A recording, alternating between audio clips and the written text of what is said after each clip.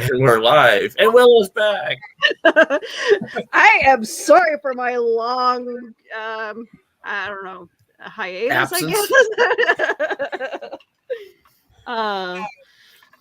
It just seemed like every time I try to go on other people's shows or even have somewhat of a live podcasting, it's like Valley comes over. And our final guest made it finally. Let's get him in here.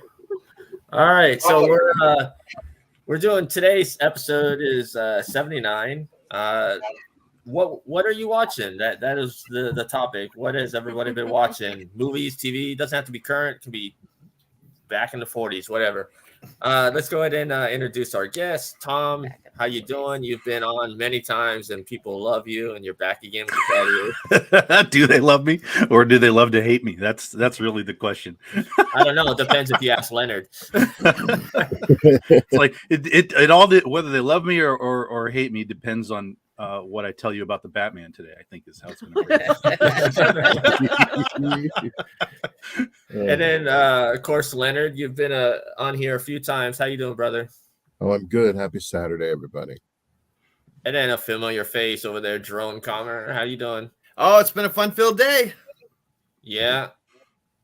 You survived Chuck E. Cheese a couple weeks ago, huh? Yeah, the less said about that, the better. Kind of like the Batman, for those who don't know, I have a 9-year-old daughter whose birthday is right after Valentine's Day. So we threw a Chuck E. Cheese party. Chuck E. Cheese is not as bad as you think. It's just that if you like cardboard for pizza and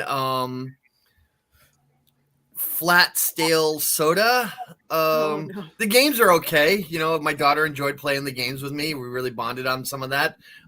Just, you know, a middle-aged guy should not try to throw basketballs. He embarrasses himself. But yeah, I did survive the Chuck E. Cheese. Barely. And then a new friend of the show. 5-year alum. I worked there for 5 years. Yes. The less we talk about Chuck E. Cheese, the better. That's what Jerome said. I'll honestly say my children have only been there once. Also joining us, a new friend of the show, Shane. How you doing? I'm doing good, Brian. How are you and Nicole doing today? We're good. We're good. Good. So, I mean, we can start with whoever wants to. I mean, Tom, I know you watch a lot of throwback stuff. So you want to talk about kind of what you've been watching? Yeah, sure. I do. I mean, I'm all over the place. I mean, for those that don't know, I write comics all the time. So my head is always spinning with what it is that I'm trying to figure out how to write and so on. So when I get into the evening, I have to figure out a way to shut the brain down. And so I'll throw in movies or TV and watch Netflix or whatever it happens to be. But it has to be because of the storm. I also try and find things though that relate to what I'm doing, right? So if I'm writing horror, it's like, okay, let me at least pop a horror movie in or something so I can draw from it if need be. So I'm in the middle of writing Ursa Minor right now, which is vampires, werewolves. My lead character is a werebear. And so I've been watching a lot of odds and ends of horror movies, and so last night was Underworld, the first Underworld, which I like a lot. Was that the unrated director's cut version? It was the first time I'd seen like the full whatever it was, and there was definitely a few things that I recognized. I was like, okay, I've never seen this before. None of it really, to me, like leveled the movie up. Like I think the movie existed fine on its own. So sometimes these director's cuts seem to be like just stuffing footage in for the sake of just stuffing footage in, which is fine to see, but I'm just as happy to have it be like a deleted scene and I can just watch it, deleted scene wise. But it was fine. It's like Stripes. Like Stripes right now, there's a extended version of Stripes that exists that basically anytime you watch it, it has all this extra footage just stuffed into the movie. It's like it's almost like Star Wars Special Edition, right? It's hard to find just the original cut of Stripes on its own. And the stuff that they put in is okay, it's fine, but it does kind of slow things down in a few scenes. So I'm just as happy with that stuff as being, look, here's what we took out. You can watch it individually on its own and judge it for yourself. So yeah, that's the same thing, because you mentioned Stripes. On the Blu-ray version of Stripes and Blues Brothers, you get both versions. Sure, and if they give you both, like, you can watch it either way. That's cool. But in this case, on Underworld, like, I didn't see an option. It was just, this is it. We've done it this way, so you get it this way. It was fine, but nothing that they added in was particularly like, ooh, that's awesome. So, you know, but it was good. I hadn't seen it in a long time, and I was at a DVD place on a way to a con last weekend, and they were having like a gigantic sale. So it was like buy 3 get 3 free. So I was like, yeah, we're gonna come out of here with a pile of stuff. And so they had like the first 4 as a box set for like $10. So, you know, I'm like, yeah, I'll buy 4 movies for $10. And you know, so now I'll have a little mini binge of Underworld. Nice. Yeah, I remember that first Underworld, and that is my favorite out of them. I mean, well, just seeing Kate Beckinsale on screen, in tight leather. Yeah, I mean, she could just sit there on a stool reading the phone book. But I mean, was that like the first exposure of Kate Beckinsale? No.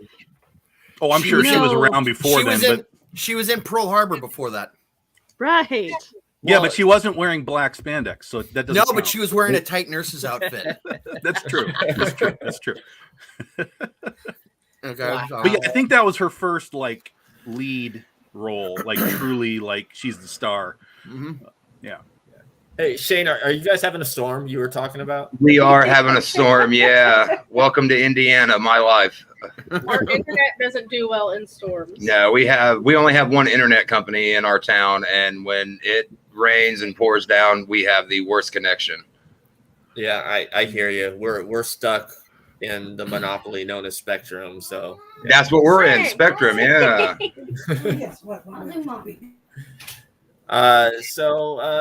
Let's see. Then Shane, while we have you, you want to go ahead and kind of talk about what you've been watching lately? Yeah. Again, like I was telling you last weekend, I work late hours. I work night hours. So when I come home, man, I've been movie wise, man. I'm a huge Rocky fan.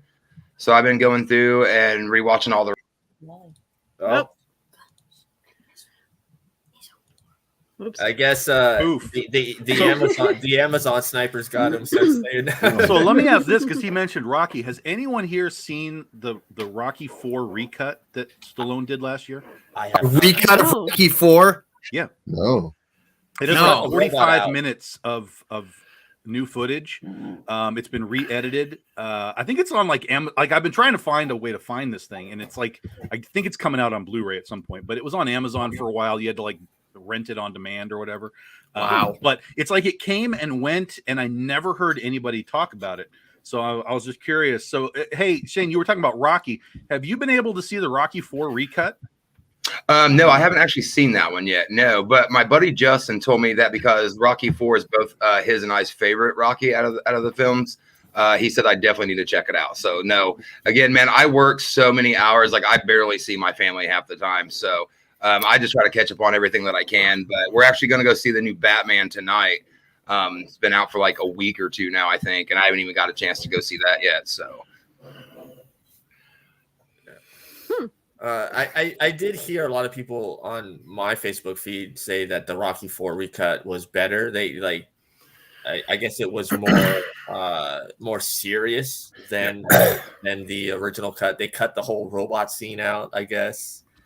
Is this old man Rocky 4? Rocky 4 is when he went to Russia. I thought, all right, okay. Yeah, that was patriotic Rocky. There's a lot of there's a lot more sort of, I don't want to call it political scenes, but just like there's just more setup, I think, is kind of how it plays. You know, once Apollo Creed dies, and they're trying to figure out like, okay, how's Rocky gonna fight, Drago, and where there's a lot of bonus scenes in there. So Does yeah, it- but does it's supposed it- to be like 45 minutes of extra footage. That Does it they've have never used. extra of the tall blonde bimbo there that later showed up in Beverly Hills Cop 2? Brigitte Nielsen, yeah, she's yeah. absolutely part of it. She's like the manager, so yeah, she's a big. So we get part more of her. the extra stuff, yeah. Uh-huh. Blonde. Not Sonya. sure how I feel about that at the moment. Is that good or bad? That's why I'm trying to figure that out right now. So what Rocky films have you seen so far that you've been rewatching? I basically started from 1 and then I went all the way through 5. 5's definitely my least favorite one out of the original 5. And then I went through just a couple nights ago after work and I started watching some of the Creeds. I love Balboa. I loved when he came back as Old Man Rocky and wanted to go one more time with Mason Dixon. Didn't win, but he didn't lose, in my opinion. You know what I mean? He just wanted to do it and get rid of the demons, as he said. So 4 is definitely my the best favorite. line. Oh, absolutely. When he's talking to his son? Yeah. Oh, absolutely. Yeah. Like that's just one of the best Rocky quotes I think of all time. I don't think he could top that one, honestly. Like that was just, yeah, that's a quote that I use pretty much every day in my life, man. Awesome. And I just want to give a shout out, man, to my commentary partner from AACW. What's up, Lenny? How you doing, Shane? Good to see you. Good to see you too, brother. Yeah, Welcome to the fold. these two, they are commentators for a indie wrestling fed in Indy there. So Cool. We're So, gonna have a show kind of April 9th, so Yeah. it should be pretty wild. New venue, and hopefully we'll get some newer people checking it out. Absolutely. Great match has already been, signed. So yeah. So what about you, Willow? I know you've been in and out. Me and Joe just hooked up our new TV so that we can get our Roku going. We're definitely getting rid of our cable because there's never anything good on, unless of course you count the Die Hard series. But anyway, so yeah, we've been we hooked up Paramount Plus, and we've been watching SEAL Team, going through that series. And what was it that we were watching yesterday? Oh, Bull. We're starting to go down the Bull rabbit hole right now. So, And I think that's a good time to get caught up on that show because they just ended that show. So yeah. And we're just kind of reconnecting with some of our long lost favorites of TV shows as well. So that brings me to a question for everyone here. When watching a TV series that's been out, like I'll just give it an example, like Law and Order that's been out for like 20 years or whatever. Do you wait for something that long to end and then just go back and watch it? Is it easier? Whoever wants to answer this? I definitely think it's definitely easier when you can go back and watch this series. Like I'm a huge Walking Dead fan and I hate having to wait Sunday to Sunday. There for a long time. Like, I mean, I continue to watch them every Sunday, but I love to go back, on Netflix. I think they're still on Netflix and go back and just rewatch them all. One thing I've been really getting back into, to piggyback off what Willow was saying about going back and catching up on old favorites. I've been going back and I started from season 1, episode 1 with Full House. I've always been a huge Full House fan. Just love the whole like Bob Saget character of Danny Tanner. Rest in peace. Like my wife just said about Bob. But yeah, I've been going back and watching a lot. I think I'm actually on season 3 now. So yeah, it's just fun, man, that, like we got the Roku too. We got rid of cable. There's just never nothing on cable. You're paying so much money for stuff that you don't even get to watch because there's nothing on the damn TV half the time. Yeah. So it's just nice to have, HBO Max and stuff like that to go back and just watch all your old favorites and just binge watch them on your day off or on a late night. Yeah. And you mentioned Full House. They don't make shows like that no more, man. They really don't. And like stuff like that and like Family Matters and things like that, stuff that I grew up on. Like, I don't know how many of you remember like TGIF and stuff like that way back in the 90s. Like that was just some of the best sitcom TV that they could provide. Yeah, Married with Children is probably my all-time favorite show besides The Munsters. So I love going back and just rewatching all that stuff. It's so much fun. What about you, Jerome? What's on your watch list that you've been watching? Well, we just watched Turning Red with Gwen. She's 9 years old and she got really scared and upset about a couple of scenes. So we had to deal with that, but it's a good film. I recommend it, especially to girls. Guys, it's not aimed at you. So I also, though I suffer from anxiety. So when I have a panic attack, I basically turn on MeTV and I watch Hogan's Heroes. Perhaps the greatest, stupidest show you've ever seen. I watched that. I'm hooked on Korean dramas right now. I'm halfway through All of Us Are Dead and The Eternal King. Isn't that the All of Us Is Dead zombies, right? Zombies at a high school. And if you can get past the zombies, the metaphors of high school life, it really resonates like what Buffy did for high school. Only it's a lot tougher type of school system than what we have here in the States. The Eternal King is a alternate reality type of stuff where it's back and forth between our world and another universe. Some interesting dynamics and potential storylines about what happens. Like I said, the Korean dramas are really, really good, and I recommend people check some of them out. Yeah, the Korean thing, I guess, is the hot thing that's out right now. I mean, and they're good. That's the more important thing. You got to read subtitles, okay, which means you got to pay attention. I know people that watch shows, they just turn them on for background. They never really pay attention to them. This makes you pay attention to what the story is, and the stories are really solid. Yeah. What does everyone else think of the Korean surgeons here in the U.S.? Tom, you have a thought? I can't do it. Not that the movies are bad. Like a perfect example, I think, is like Train to Busan, right? It's like it's a pretty good movie, but particularly I think in the horror genre, I can't read a horror movie. It takes me straight out of what's happening. For sure.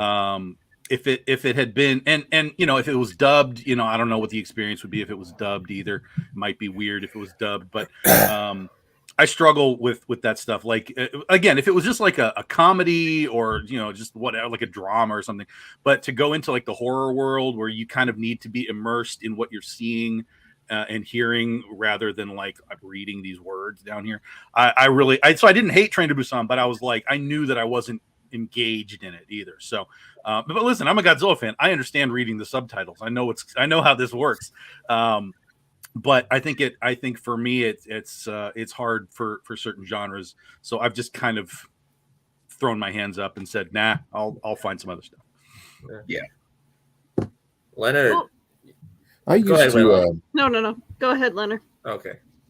Thanks.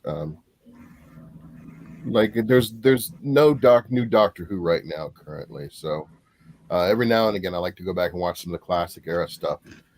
And what's interesting is it's like if you show somebody who is only familiar with, say, from the Ninth Doctor, Christopher Eccleston on, like in the modern era stuff, they really can't.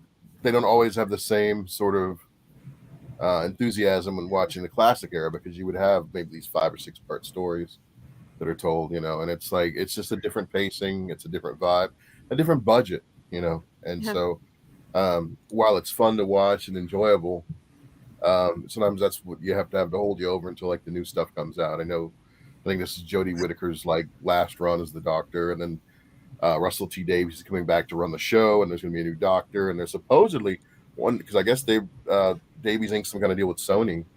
They're trying to expand that universe, so I'm thinking they're going to try to give the Marvel treatment, and I really think their best bet is a lot of the interesting stuff they put out through a Big Finish regarding some of the other Doctors and some of the little crossovers they've done. I think if you could translate some of those, even if you just made them into animated features, I think that would be a good way to kind of capture a different aspect of that fandom.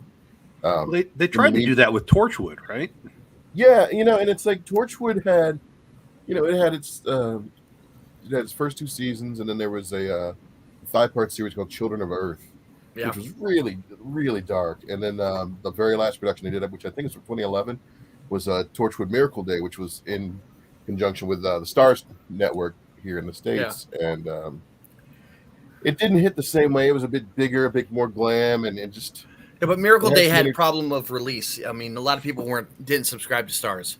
Yeah, so a lot of the fans who would have watched it over in the UK didn't have that option to see it immediately. And you know, having watched that whole entire Torchwood saga, I thought it was really great when they had John Barrowman come on this past season of Doctor Who. The only problem is now the whole cancel culture got a hold of him and ended it after they were going after Noel Clarke. Have you guys all heard about that whole debacle? Yep. No. Okay, so Noel Clarke, who played Mickey, he was one of the companions on Doctor Who. Supposedly he's been sexually harassing people over the years on film sets and different projects he's worked on and directed, and just known to like kind of be a not so nice guy in that respect. And in the midst of them going through and digging up dirt what they can about him and talking to him at conventions, there was an interview they unearthed where he was on a panel and he was talking about John Barrowman, Captain Jack Harkness, how he would hang dong on set as a joke to like make people laugh. And so Noel's doing this whole 2 or 3 minute bit where he's using the microphone like a penis and he's like walking around with it and kind of tapping on people. Hey, good to see you, mocking Barrowman. And you know, there had been stories about that. I mean, we're talking like maybe the 2010s, maybe. Those stories that come out, they said, you know, Barrowman would expose himself on the set, but it's like, I think he was really doing it for laughs, just to kind of, you know, get a rise out of people, no pun intended, and ease the tension as well. Yeah. And so in the thick of all that, after they've gone after Clarke for his behavior, then they started going, well, you know, he talked about Barrowman doing that, so that's a shame. We need to cancel John Barrowman. So he lost some gigs doing that. They had a Doctor Who interactive experience, I think, over in Wales. They edited the Captain Jack parts out. He had a comic series where he teamed up with the 10th Doctor was supposed to come out. They shelved that. A lot of the Big Finish audio that involved the Torchwood properties, now they're not using Captain Jack. They're using a lot of the other characters. Some of the ones that have died, they're continuing forward stories. And so they've just sort of omitted Jack from history now. And it's like, you lose something in the way, in so much as, aside from the Doctor, Jack was one of the few characters that really stood out, and of course was large enough and grandiose enough to have his own spin-off. So it's sad to see that, because I feel like they're totally cutting themselves off from storytelling opportunities.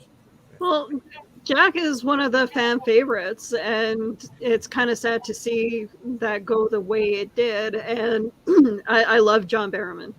And he I know that there was like a huge campaign he was trying to do to ensure that his character stays in the light when it comes to Doctor Who. And yeah, I hate seeing that go that way. And I would really like to see us, you know, continue with the story of Captain Jack Harkness. Yeah. Well, Dave Chapman just brought up something here. This is Doctor Who time fracture is in London. Barrowman will be back. He didn't get completely canceled. Good. Yeah. I mean, usually with the whole, I don't like to talk about the cancel culture stuff, but like once, you know, something happens and then something else happens and then they kind of forget about what that other thing that happened. And it's kind of a cycle. I guess it depends on how big and bad it is. Like, I can understand calling people out on their, you know, mistakes, but let's consider the circumstances. You know, like, let's just give people the benefit of the doubt sometimes. It's like sometimes they don't mean it the way it's said. Like they try to do that with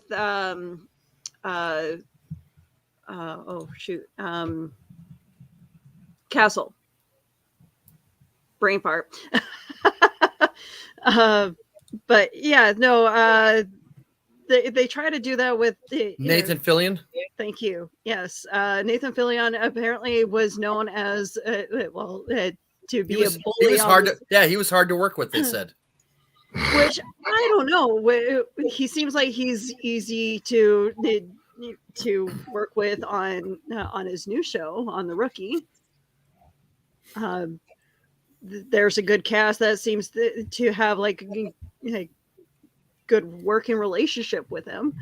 I haven't heard any stories of him not being. See, I heard the opposite of Castle. I heard it wasn't him, but her. Yeah. No, I've heard both. I've heard both had problems. Well, he the would reality struggle is a lot of this stuff we don't know. There's no way for us to know. Unless you're on the set, none of this means shit. He doesn't like him and she doesn't like. Who cares? It doesn't matter. We're not there. We can't really make any judgment calls on that kind of stuff. So yeah, it's just. I mean, I can understand repeated bad behavior, but when people, figure it out because somebody calls them out on it, that's one thing. It's like you can say. I mean, we, as a matter of fact, had something happen at work that was just similar to this. It's like, if it was only one time that you made a comment, but it's the consistent comments and the consistent bad behavior that get you in trouble. That's what should get you in trouble. And not something from 20 years ago. Because a lot of people can grow and change over 20 years. You can tell me people don't change, but life shows you that you're going to have to figure it out. So I did want to find out about, because Leonard was talking about Doctor Who. Is Hugh Grant actually going to be the new Doctor? No, it was just a rumor. He was meeting with them. But the funny thing was, back in, I think it was 93, he did a comic relief short. It was called Doctor Who, The Case of the Fatal Death. And in it starts off with Rowan Atkinson as the 8th Doctor. And he ends up getting zapped. So he regenerates. And through the regenerations, they went through a handful of actors. Hugh Grant was one of them. So you got to see Hugh Grant as I think at that point he would have been the 10th as far as that variation went. Oddly enough, it was written by Stephen Moffat. And then another odd thing about it was at the end of it, I think it was Joanna Lumley ends up being the Doctor. So it ended with a female Doctor. So go figure. Oh, interesting.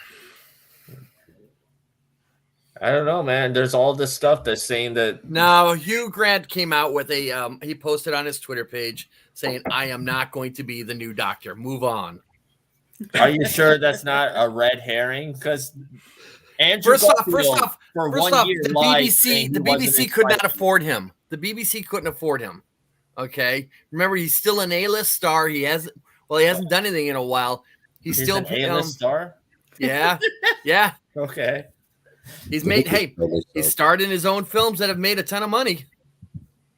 Okay, the films he's in make money, so the BBC will not afford him. And do you really think he's going to do television because of the grind of how long it takes, how many hours you do? And let's be honest, The Gentleman was a really good movie.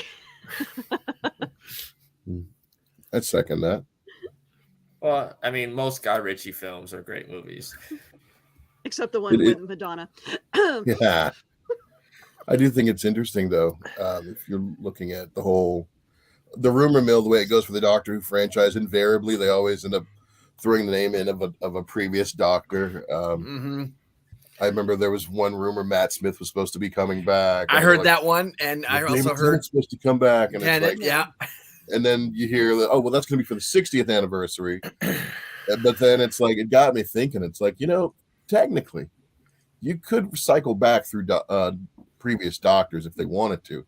I know in some of the other media, like there were one of the novels, and there was one featuring the 8th Doctor where he ended up, there was some kind of incident that occurred called a pre-generation where he turned into an earlier version of one of his incarnations.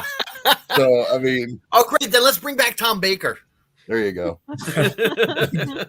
Give him a walker, Yeah, there you go.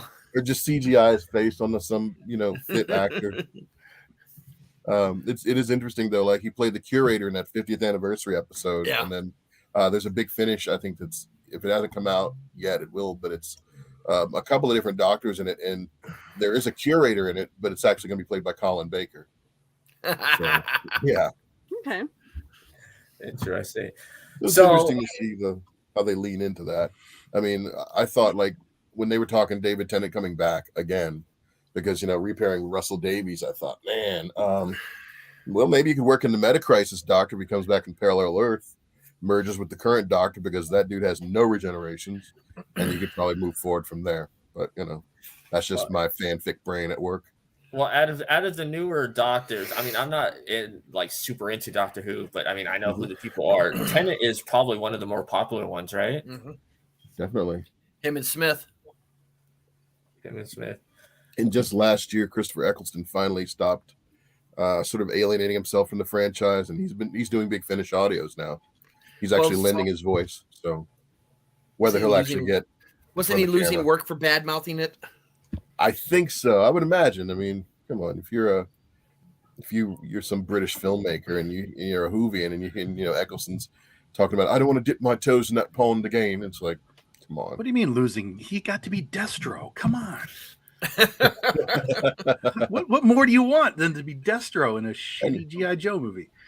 That's true. That's true. I mean, what was it? He was in a Marvel film too. Yeah, he was in the Dark Thor. Yeah, Thor 2. Dark World. Yeah, all the good ones he's in. Gone in 60 seconds. And wasn't he also in the first season of Heroes? That's going. I think so. I think so. He was in one of the seasons.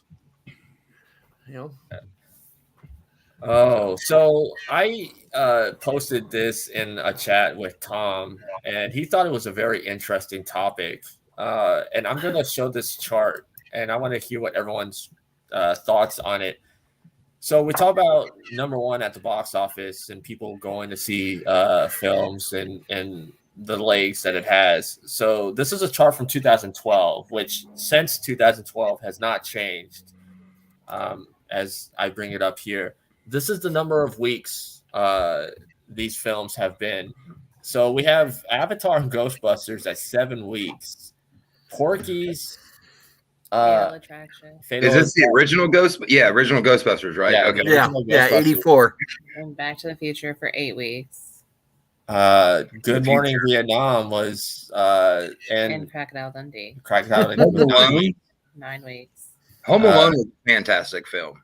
13 weeks for Home Alone, or is that 12 weeks? 12 weeks. Yeah, 12. Yeah, 13 weeks for Tootsie and Beverly Hills Cop, and then Beverly 15 Hills weeks Cop, for man. Titanic. Axel Foley, man, Beverly Hills Cop, like that, great. Yeah, I didn't even know. I like the second love one better. Beverly Hills Cop, but I Yes. didn't know it was See- number one that long. When it came to Beverly Hills Cop, 3 was I liked the original, but 3 was probably my favorite. I liked when he went to Wally World. Never seen 3. 3 was just fun, man. It was just funny. I loved 2. I thought 2 2 was was good, the yeah. best. So, Tom, you have thoughts on this? You thought it was a very interesting look at how entertainment has changed. Yeah, well, I mean, you look at that list; it's mostly '80s movies. There's like one '90s movie. There's like one from Avatar is the most recent, 2009, and it's the fact that nothing has changed since 2009 kind of tells you basically that we're at that point we're in the middle of, or not in the middle, but at that starting point of just endless. Every other week we have a new something large scale in order to knock something off. When did the MCU start? 2008. Was it? There you go. Yeah. Was it 2009? Some, I think it was 9. It was 9, 10, somewhere in there, somewhere in that realm. 9, 10. Now it wasn't as it was just Iron Man at that point. It wasn't like over and over and over again. But we started to grow into this point where even something lasting 4 weeks is difficult because you have it not just Marvel, but just in general. There's just tons of blockbuster things that even if ultimately they don't become blockbusters, they were big enough hype machines to knock off whatever was number one for that particular period of time. And then like we were talking about Spider-Man, I was like, no way, Spider-Man has to have been. I was about to bring up Spider-Man. Yeah, but he said Brian said that Scream knocked it off for a week, and then Spider-Man came back around to number one. So while it became number one for a long period of time, it did have a bump because something knocked it off. Titanic got knocked off of the number one for 2 weeks and then came back. Lost in Space came out, knocked Titanic off for 2 weeks, and then Titanic came back for like 3 or 4 more weeks of #1. Right, but it also had the streak of 15. So Yeah. you know, but that was what I was saying. It's like we're in this point now where it's like there's so much content, particularly when we get out of the pandemic mode of films. You know, if something has a nice run of like 4 weeks, and then something new comes out, that new thing is going to knock off that 4-week thing easily, even if then allows the 4-week thing to come back around. But some of those films that would be, you know, that last, they're starting to move towards the streaming services Also instead of part being of it, in yeah, the that's theater. part of it, yeah. Okay, Which that does make it nice though, that you can sit like in your living room with your friends, you know what I mean, and you can drink beer or whatever you want to do, you know, make your own food. But I mean, I'm old school with that, man. I'm classic. I want to go to the movie theater with my friends and family, and I want to get a bag of popcorn and some soda pop, and I want to sit there and I want to watch it, man. I want it to be loud, you know what I mean? Like, but I don't want my phone ringing. You know, my phone or my kid running in and saying, Right, "Daddy, right. I got to do this," or Well, whatever. you have that at the theater too. Everybody's on their phone and their kids are True. running around like I know, and numbnuts. it's so crazy because it's like it's just, like I don't mind taking like I guess it's called like the pre-movie photo because like I do that too. You know, it's cliche, whatever, but. Hey, we're checking this film out, you know, but I'm the guy that puts my phone on silent. And then, you know, my wife and I, we went and saw the new Scream, and, you know, we thought we were going to be the first or the only 2 in there. And then all of a sudden, you know, it filled up the last couple of seconds, and you had all these teeny boppers and stuff on their phone. You had these kids down there like switching seats constantly. And I felt I couldn't focus on the film because, you know, these kids were just causing a ruckus, you know, a few rows down from us. And I'm like, pick a seat, sit in it, and just enjoy the film. If not, why did you go and spend $17 for a ticket plus your popcorn and soda pop? Like, just sit down, you know, like that's the only thing that bugs me about going to theaters nowadays is like, we're in this new, like I'm from the 80s, you know what I mean? So like going to the theater was something special. Like you get to see your favorite film, you know, you get your favorite snacks from the concession and you sit down and you actually enjoy the film, you know? So nowadays when we go, it's like you got all these teenage kids running loose, and it's just it I guess call me an old man. I mean, maybe I did it too, I don't know, but then I don't think I did because I enjoyed sitting down and watching the film for what the film was. And it's funny because I actually did joke with him on that day where he was just like, can these teenage kids just sit down? I was just like, honey, we're just getting old. This is exactly what our parents did to like our generation, the same thing we're doing too. But yeah, generation. Like my wife said, I was getting heated because I'm like, I can't enjoy the film that I paid money for, that I worked my butt off. You got to just tell them to shut the hell up. Yeah, exactly. Literally, and you trust just me, I gotta wanted do to, it. but my wife keeps me at bay. Like, I she's remember like, there was a "Don't say time- anything, just calm down, watch the movie," and I'm like, No, "How can I you slap them in the watch head. movie?"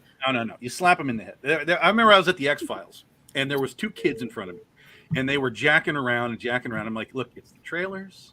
It's going to be cool, whatever. They're jacking around. Yeah, jacking sure, around. do it As on the soon trailers. as- I don't care. As soon as the trailers were over and the Fox thing came up and they were blah, blah, blah, blah, I was like, okay, look, you are done with this or I'm going to get you thrown out of this place. Like I literally just leaned over their shoulder like, you're done. Shut up or I'm getting you thrown out. And that was it. They were done. They were like, oh, okay. I think the biggest shocking factor for me that really brought me back to the old school film days in like a theater was when we went and saw Spider-Man, and when Toby walked through the portal. It was silent in the theater, and once Tobey Maguire walked through as Spider-Man, as Peter Parker, I mean, the whole crowd was like, "Oh my God!" I mean, it was a reaction that just claps went nobody off. Claps like, anymore at movie theaters. I'm Yeah. like, I'm a They clap. do.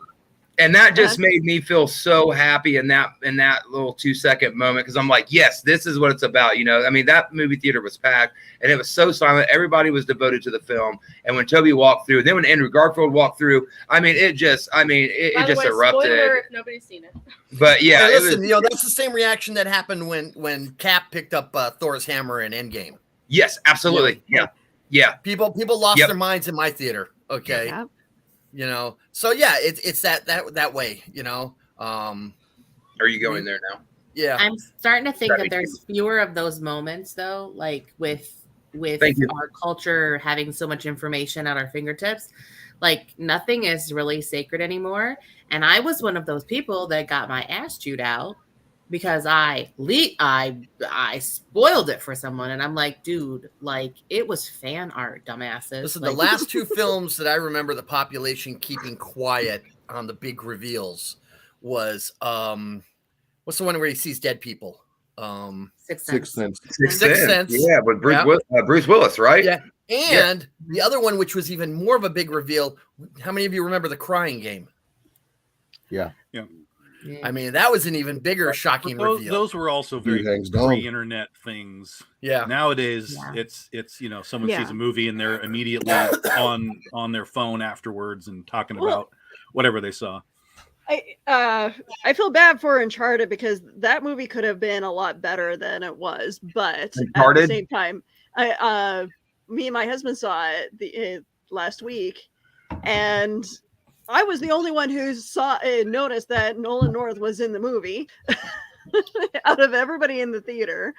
And I'm like, I'm like, Joe. He's like, what? I'm like, Nolan North. And he was like, who? I'm like, the guy who talks for the character in the game.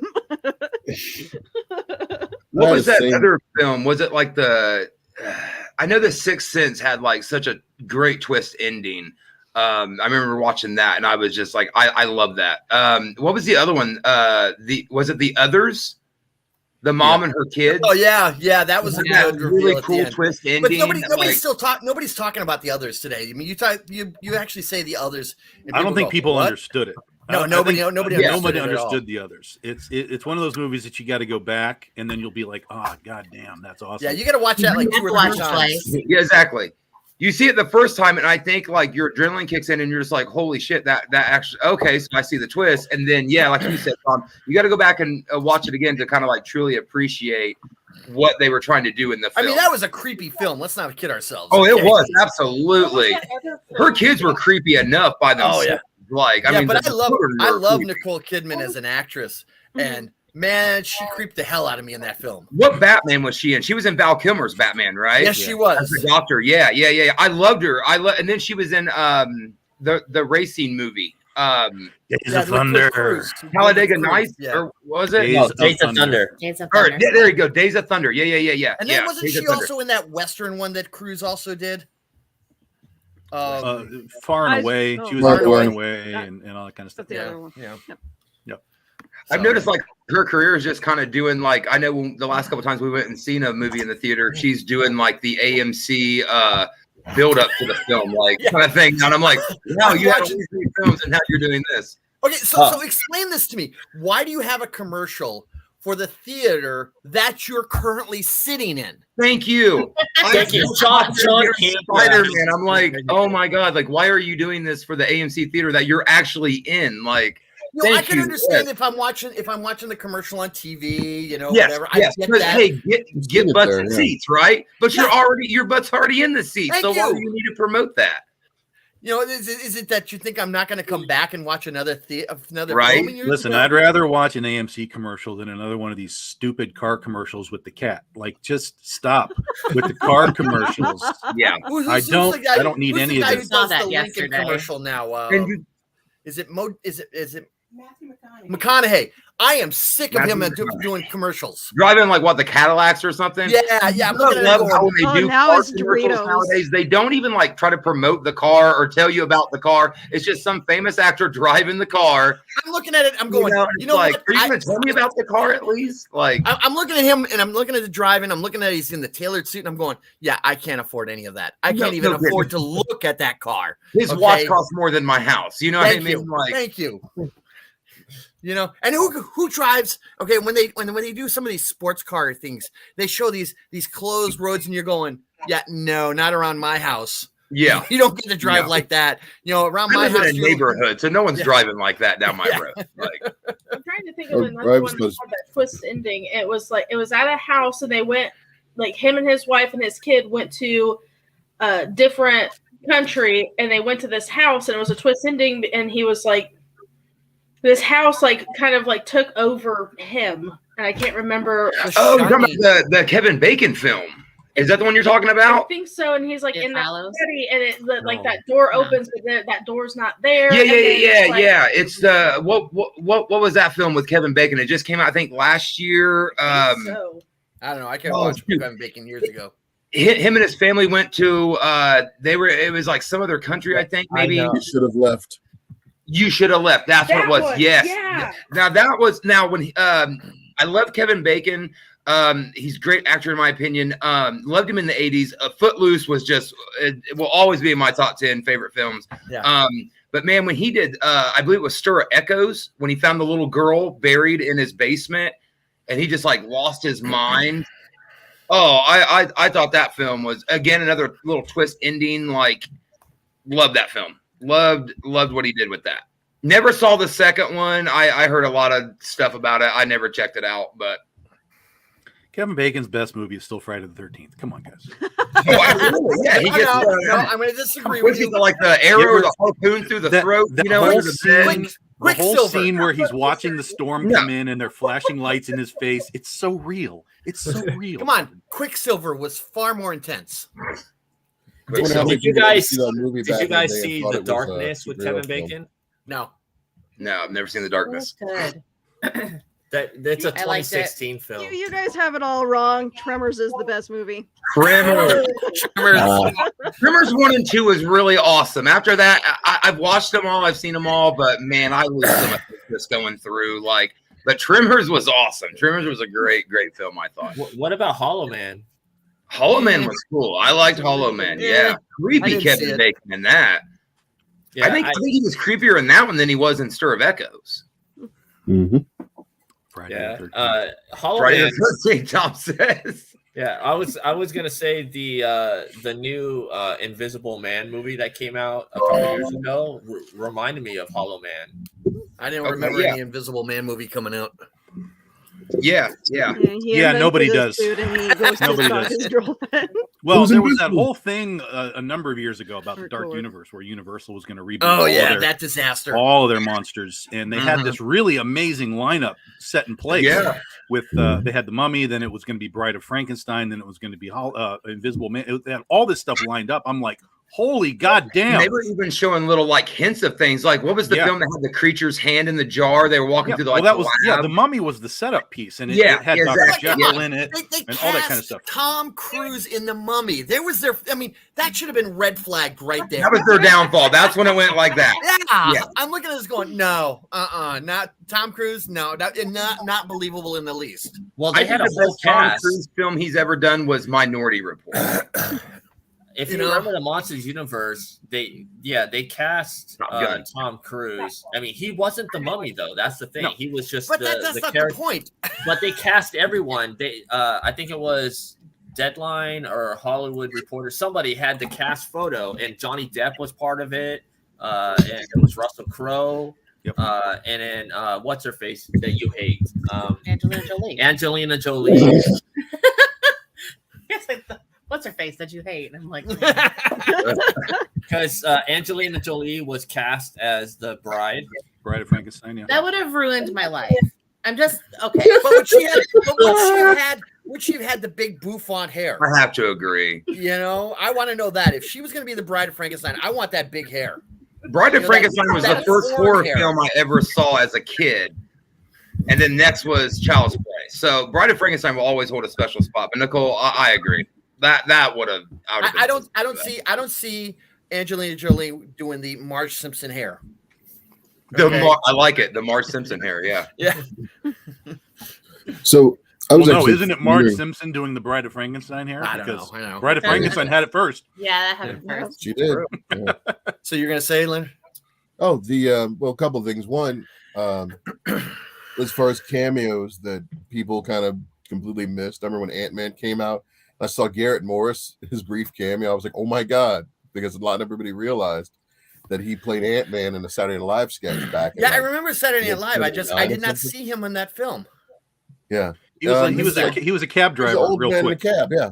Yeah. Okay, I'm going to have to go back and watch that now. Yeah. And then, it's He like was they a cab did that, driver? but yeah. And what I thought was also interesting was it's like, okay, so you had Spider-Man No Way Home, you brought back Tobey Maguire, you brought in Andrew Garfield. You guys couldn't have like throwing in a brief Nicholas Hammond cameo? You know, I mean, he was really. No, Nicholas Hammond has came back and said that he would have gone, but they never asked him. Yeah. What? So, yeah. He didn't want to drive Which is the van. interesting. Listen, that movie was so convoluted to begin with. We didn't need more Spider-Man. Like, we Which had is more than interesting. enough Spider-Man in this movie. Which is interesting that he came out after the film that he wanted to be in it, but for years he denied that he did the TV show. Well, Okay. listen, everybody here is coming out of the woodwork. There's a clone. Kirsten Dunst is like, "I'll be Mary Jane again," and I mean, everybody wants a Please paycheck, no. guys. Yeah, it's the money. Everybody They all want wants the the cash. paycheck. This is Because not a they surprise. realize that the fans may have wanted, and they're going to cash in on the fans. Well, Yeah. what's Kirsten I'm- Dunst done since Spidey, that sort of thing, Well, and it's keeping themselves. I love alive. Emma Stone. Nothing that is the paycheck of the superhero movie for sure. Exactly. I don't think anybody can play Gwen Stacy better than Emma Stone did, in my personal opinion. Oh, I yeah. thought she was She's great. also come back. She's like, I want to be Gwen again. I'm like, I don't think that was a Gwen character. They didn't feel Gwenish. Are old men allowed to have crushes on young girls like that? Sure, why not? Yeah, Okay, it's if fictional women character, can so it have doesn't crushes on old men, She I was- think There you it's, go. Okay, she wasn't underage, so I guess you can have a crush on her because she was legal age. So it's fine. Yeah. She was in her mid-20s at that time. Just It's think fine. of Hugh Hefner. I mean, like Okay. I'll get the velvet smoking jacket. I'm good. Yeah, I mean, well, we'll you're touch good. you off if you get were the able jacket, to get the interview with pipe, the you're vampire part, but So I have a question for the panel. I'm sure you maybe you've seen this, or maybe it came and went, but I guess they're doing a Renfield movie, and I don't know if that's going to be tied into that whole I Universal thought they It's did not. that monster already. thing. it's But not. Nicolas Cage is going to be playing Dracula. Have you seen the picture? Yes, I have seen the heard pictures. Nicolas Cage come back and do something. I did see the photo. He's so tiny now. Like, he looks deadly sick. Like, And he that's what looks you're supposed to creepy. look like as Yeah, Dracula. exactly, as He's got Dracula. that Yeah, white and I makeup think, on, yeah. have you Listen, guys? Nicolas Cage announced why he did all the crappy films he did. Okay. Yeah, to get out of debt. We all knew that. Yeah, debt Yeah, and sure. to keep his mom out of Sure. the hospital. You got to take You the know? paycheck, man. You got to admit, you got to admire the man. He's honest about why he did it. Yeah. But yeah, Gone I in thought 60 they- Seconds was cool, though. That was one of my favorite movies. I thought they'd already done a Renfield film. I thought they'd already done one a long time ago. The Nicolas I have Cage never heard of a project. Renfield film. Renfield's been in all the Dracula movies. Yeah, You know, yeah, pretty it's- much. It's Like Tom Not, Waits played him in one of them. The the Nicolas Cage. massive doubt of unbelievable talent or whatever. That's the Nicolas Cage movie That's- I'm looking forward to, where he that's- plays himself. I saw that. Rad. He's hired to go to a private island to do a birthday as like a guest for this rich person who happens to be like a drug cartel person that he doesn't know. So he's going there for the birthday, and then he gets hired by the FBI to be the inside man. Yeah. So yeah, this is gonna be all. The trailer's out. Definitely look at the trailer. Yeah, I saw the trailer in the theater. So It could be funny or it could be absolute nothing. It could be like that it's- Van Damme movie. I mean, that's like all of Nicolas Cage's movies, right? It's either like, wow, this is really good, or like, what the hell is this? all right, unpopular Yeah. opinion here. I like the first Ghost Rider film. It was good. Yes, the first one was good. Okay. Yeah, It's I okay. agree. Come on, I I've seen the- rumors that he wanted to come back to do Ghost Rider one more time, like when they do the remake reboot. Sorry for being late, but there my- you go. Yeah. Now, how Looks like much of that is Josh It looks makeup? sweet though, man. That's a sweet velvet crush jacket. Oh, I I mean, want that Yeah. jacket, man. That's a great jacket. he's got the medallion around the neck. He looks like that traditional Yeah. Dracula to me. He's even Well, got the Bela haircut. Lugosi meets It's- John yeah, Yeah, Travolta. exactly. It's Without supposed to be Nicolas very Cage, you Bella. wouldn't have Johnny Depp to this day because Nicolas Cage is the one who got him into Friday the 13th, or not Friday the 13th. Nightmare on Elm Street. Yeah. Yeah. yeah, I love I Johnny love Depp. it. Like I love the look. Love the nails. Love the rings. Got the gold Oh, yeah, on. that's- Perfect. That Awesome. is Bella right there, man. He's Yeah, good to that have looks fun, love. that looks like a Love, Dracula. love. That yeah. Oh yeah. That looks like Dracula to me. Don't look into his eyes; you'll get hypnotized. This is true. This is true. Dracula's pimp hand is strong. I heard. Now listen. The greatest Dracula of all time was Love at First Bite. Oh yeah, No, I'm sorry. No, yeah, Love at First Bite. Was that George? That was George Hamilton. George right? Hamilton. That's right. Yeah. Yeah, the tannest Dracula ever. Back in the 70s, George Hamilton was darker than me. Before my feed was cutting in, now I heard one of you say something about the Blues Brothers. That is in my top 5. I love that. There was an original theatrical release of the Blues Brothers that only lasted a week, and in it you get the entire John Lee Hooker singing at the beginning. They later cut him out, where you're only getting him when he starts the song, in the everything afterwards. I've got that original release, and that's the main selling point right there. Is just the John Lee Hooker song, you know. Yeah.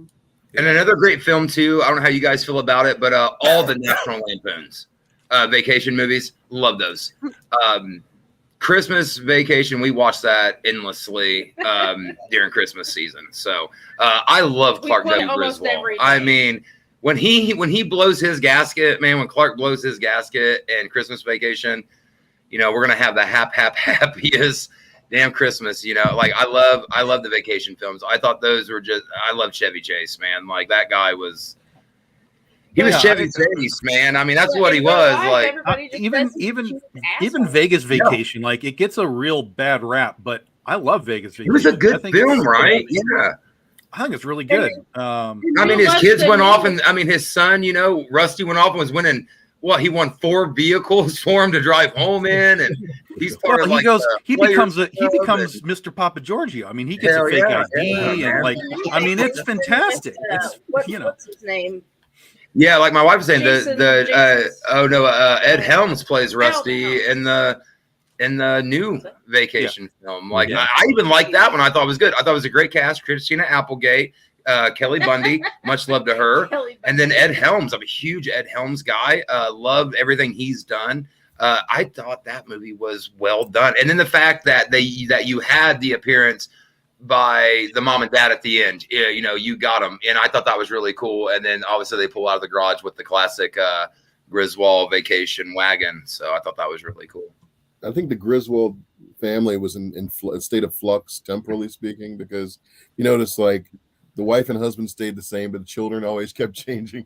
Always change. And what was the one where I felt like because Rusty was always the older one of the two, but in Vegas. Or wait, no. It was Euro Vacation where I felt like the daughter was older than Rusty. Yeah, in the Vacation reboot, they're looking through the photo album, and it's the kids, the old kids, and they change every time. And Rusty's looking at him like, "Oh, I remember all of this." Yep. Everyone is the old kids. Yeah, that's really good. It was very clever, very clever. Yeah. Now there's only one child who came back to play the same role again. This is a very odd question. I don't know if any of you know the answer to this. One of the kids came back and played the same character again. Anybody know? No. Oh, I forgot. I never watched the film, so I can't really say. There was a spin-off movie. Okay, I think it's called Christmas Vacation 2, with where it follows Randy Quaid and his family, and Dana Barron comes back as Audrey. Okay. Oh. Okay. Never even heard of that. Is this a film that basically pushed Randy Quaid over the edge into insanity? Could be. It's terrible. It's terrible. I'm not even going to tell you to watch it, but I was like, wait a minute, I know that name. Oh my God, she's Audrey. So yeah, it's the only one that ever got was Dutch. Do you guys remember Dutch with Ed O'Neill? Oh man. Oh, I love Dutch. I love Dutch. That is a good movie. Great from beginning to end. Opening scene to ending scene was perfect. What's the song? I can't think of it at the moment.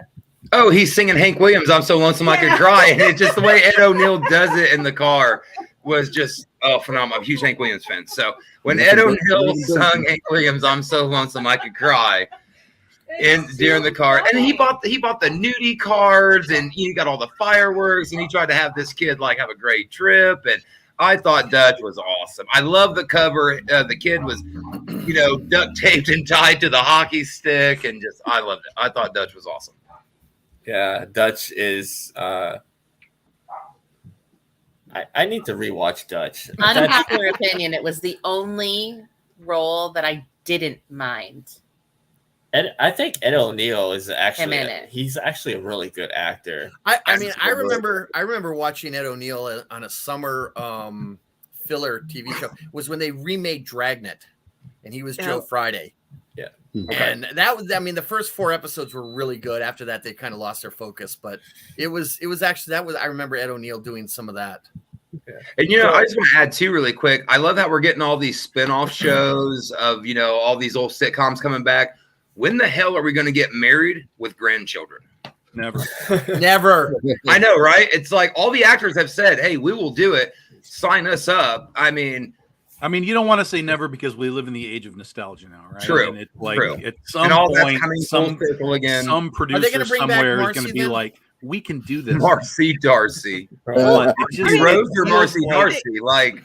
They just signed on to do another round of stuff with Katie Seagal and the original and the cast of. I'm sorry, my brain is not working today. Drink more coffee. You need to jump start. Yeah, no, go ahead. You guys talk.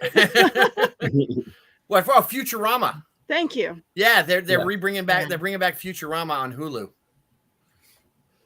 So I don't know why. That'd feel be like what the this- second Rear return. the Children is something that's like almost too easy. Yeah.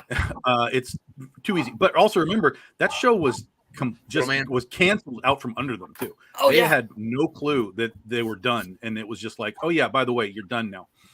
Goodbye, Married with Children. So I don't know. Yeah, but if you're gonna do Married with Grandkids, the real question is whose grandkids? Which It's one got of to be those Buds. It has to be Buds. 'cause I everybody don't know expects about Kelly. that. Well, the Everybody twist, expects Kelly, the twist to like- that would be that Bud has a bunch of kids and Kelly That's has the none. Grandmaster B That's right the there. twist. Yeah, exactly. You would all assume that Kelly would have all the kids, the illegitimate kids. Absolutely, yeah. But you flip the script and it's Bud's got 8 It's kids Bud. and she Yeah, has none. absolutely. Oh, And I would come on. expect Bud to have like at least 4 kids, like Yeah, but 3 if- girls but if- and a boy or something, But like. is it going to be like that Bud's exes are like super hot, or are they going to be like dog face? Oh, they got to be super hot. I don't know. It's gonna be during like the Grandmaster B. Like he grows up and finds out that he impregnated these girls during his Grandmaster B phase, and 20 years later he's got kids. Like. Paternity I mean, test. okay, we have also the adopted son. 7. Given- Yeah, the less said about that disaster, the better. That was terrible. I think Tom may be secretly writing this, and I can neither confirm nor deny anything. Can we just have a spin-off with the dog? I was just gonna say there is a dog. How many Didn't the how many dog get puppies did killed he off? create? Didn't the One of my dog get favorite killed off? episodes of Married with Children was where an owl, like Peggy wanted Al to neuter Buck, and Al he just couldn't do it. He didn't want to do it. He's like, "That's my dog, man. I can't do it." Like, here's Buck out here impregnating every dog in the neighborhood, and No, poor my favorite- Al, he's suffering from it, and My Living favorite- vicariously through his dog. Yeah. yeah, My 2 yeah, favorites are the Santa that crashed on the roof. yeah. When they killed Yeah. Santa, My favorite Yeah. is when he does the bad to the bones. Yeah. oh yeah. Every time he got to a bar fight, bad to the bone, George Thorogood came on, and I love when he took Bud to the strip to the nudie bar for the first time, and he was I love- teaching I love Color Bill on a Labor Day. spring trick. I love Labor Day. Labor Day, yes. When he puts on the gear, and I mean that is Al's day, Labor Day, and oh He yeah, gets all excited watching her clean the watching her clean the table, the picnic table, Meow. like everything that Peggy wanted from Al, she got in that one episode, but she hated every second of it. Like she was miserable. She wanted Al to go to the bedroom every 2 seconds, and then when he finally, I love how he was like. Just watch her and his head would roll, and he was just so into her. Yeah, and then what they used Darcy's Grandmother. Aunt Tully's ashes or something. Yeah. Yes. Oh my god! And she it was like the best burger, and like was it? Well, no, she wasn't Darcy yet. She was still a Rose. She was with Steve, and Steve found out that And he's like, "Oh, what a great burgers, burger!" and he ate the hell out of that burger, and it was like Aunt Trudy or something like that. Yeah. Oh, that's funny. is there? I was gonna say, is there a show that hasn't been rebooted or remade that you guys think is like ripe for a remake that could actually work and be better than what it was? Maybe a show that wasn't as popular. Is there something that you guys can think of? Oh, there's lots of them. There's lots of them that are out there. Just a matter of question is how do you do it? I mean, you look at a lot of the films that took like 1970 shows and turned them either into comedies or to serious. I mean, nobody talks today about the Miami Vice movie with Jamie Foxx. Okay, yeah. Okay. But everybody talks about 21 Jump Street, the movie, and 22 Jump Street. So it depends upon how you do it.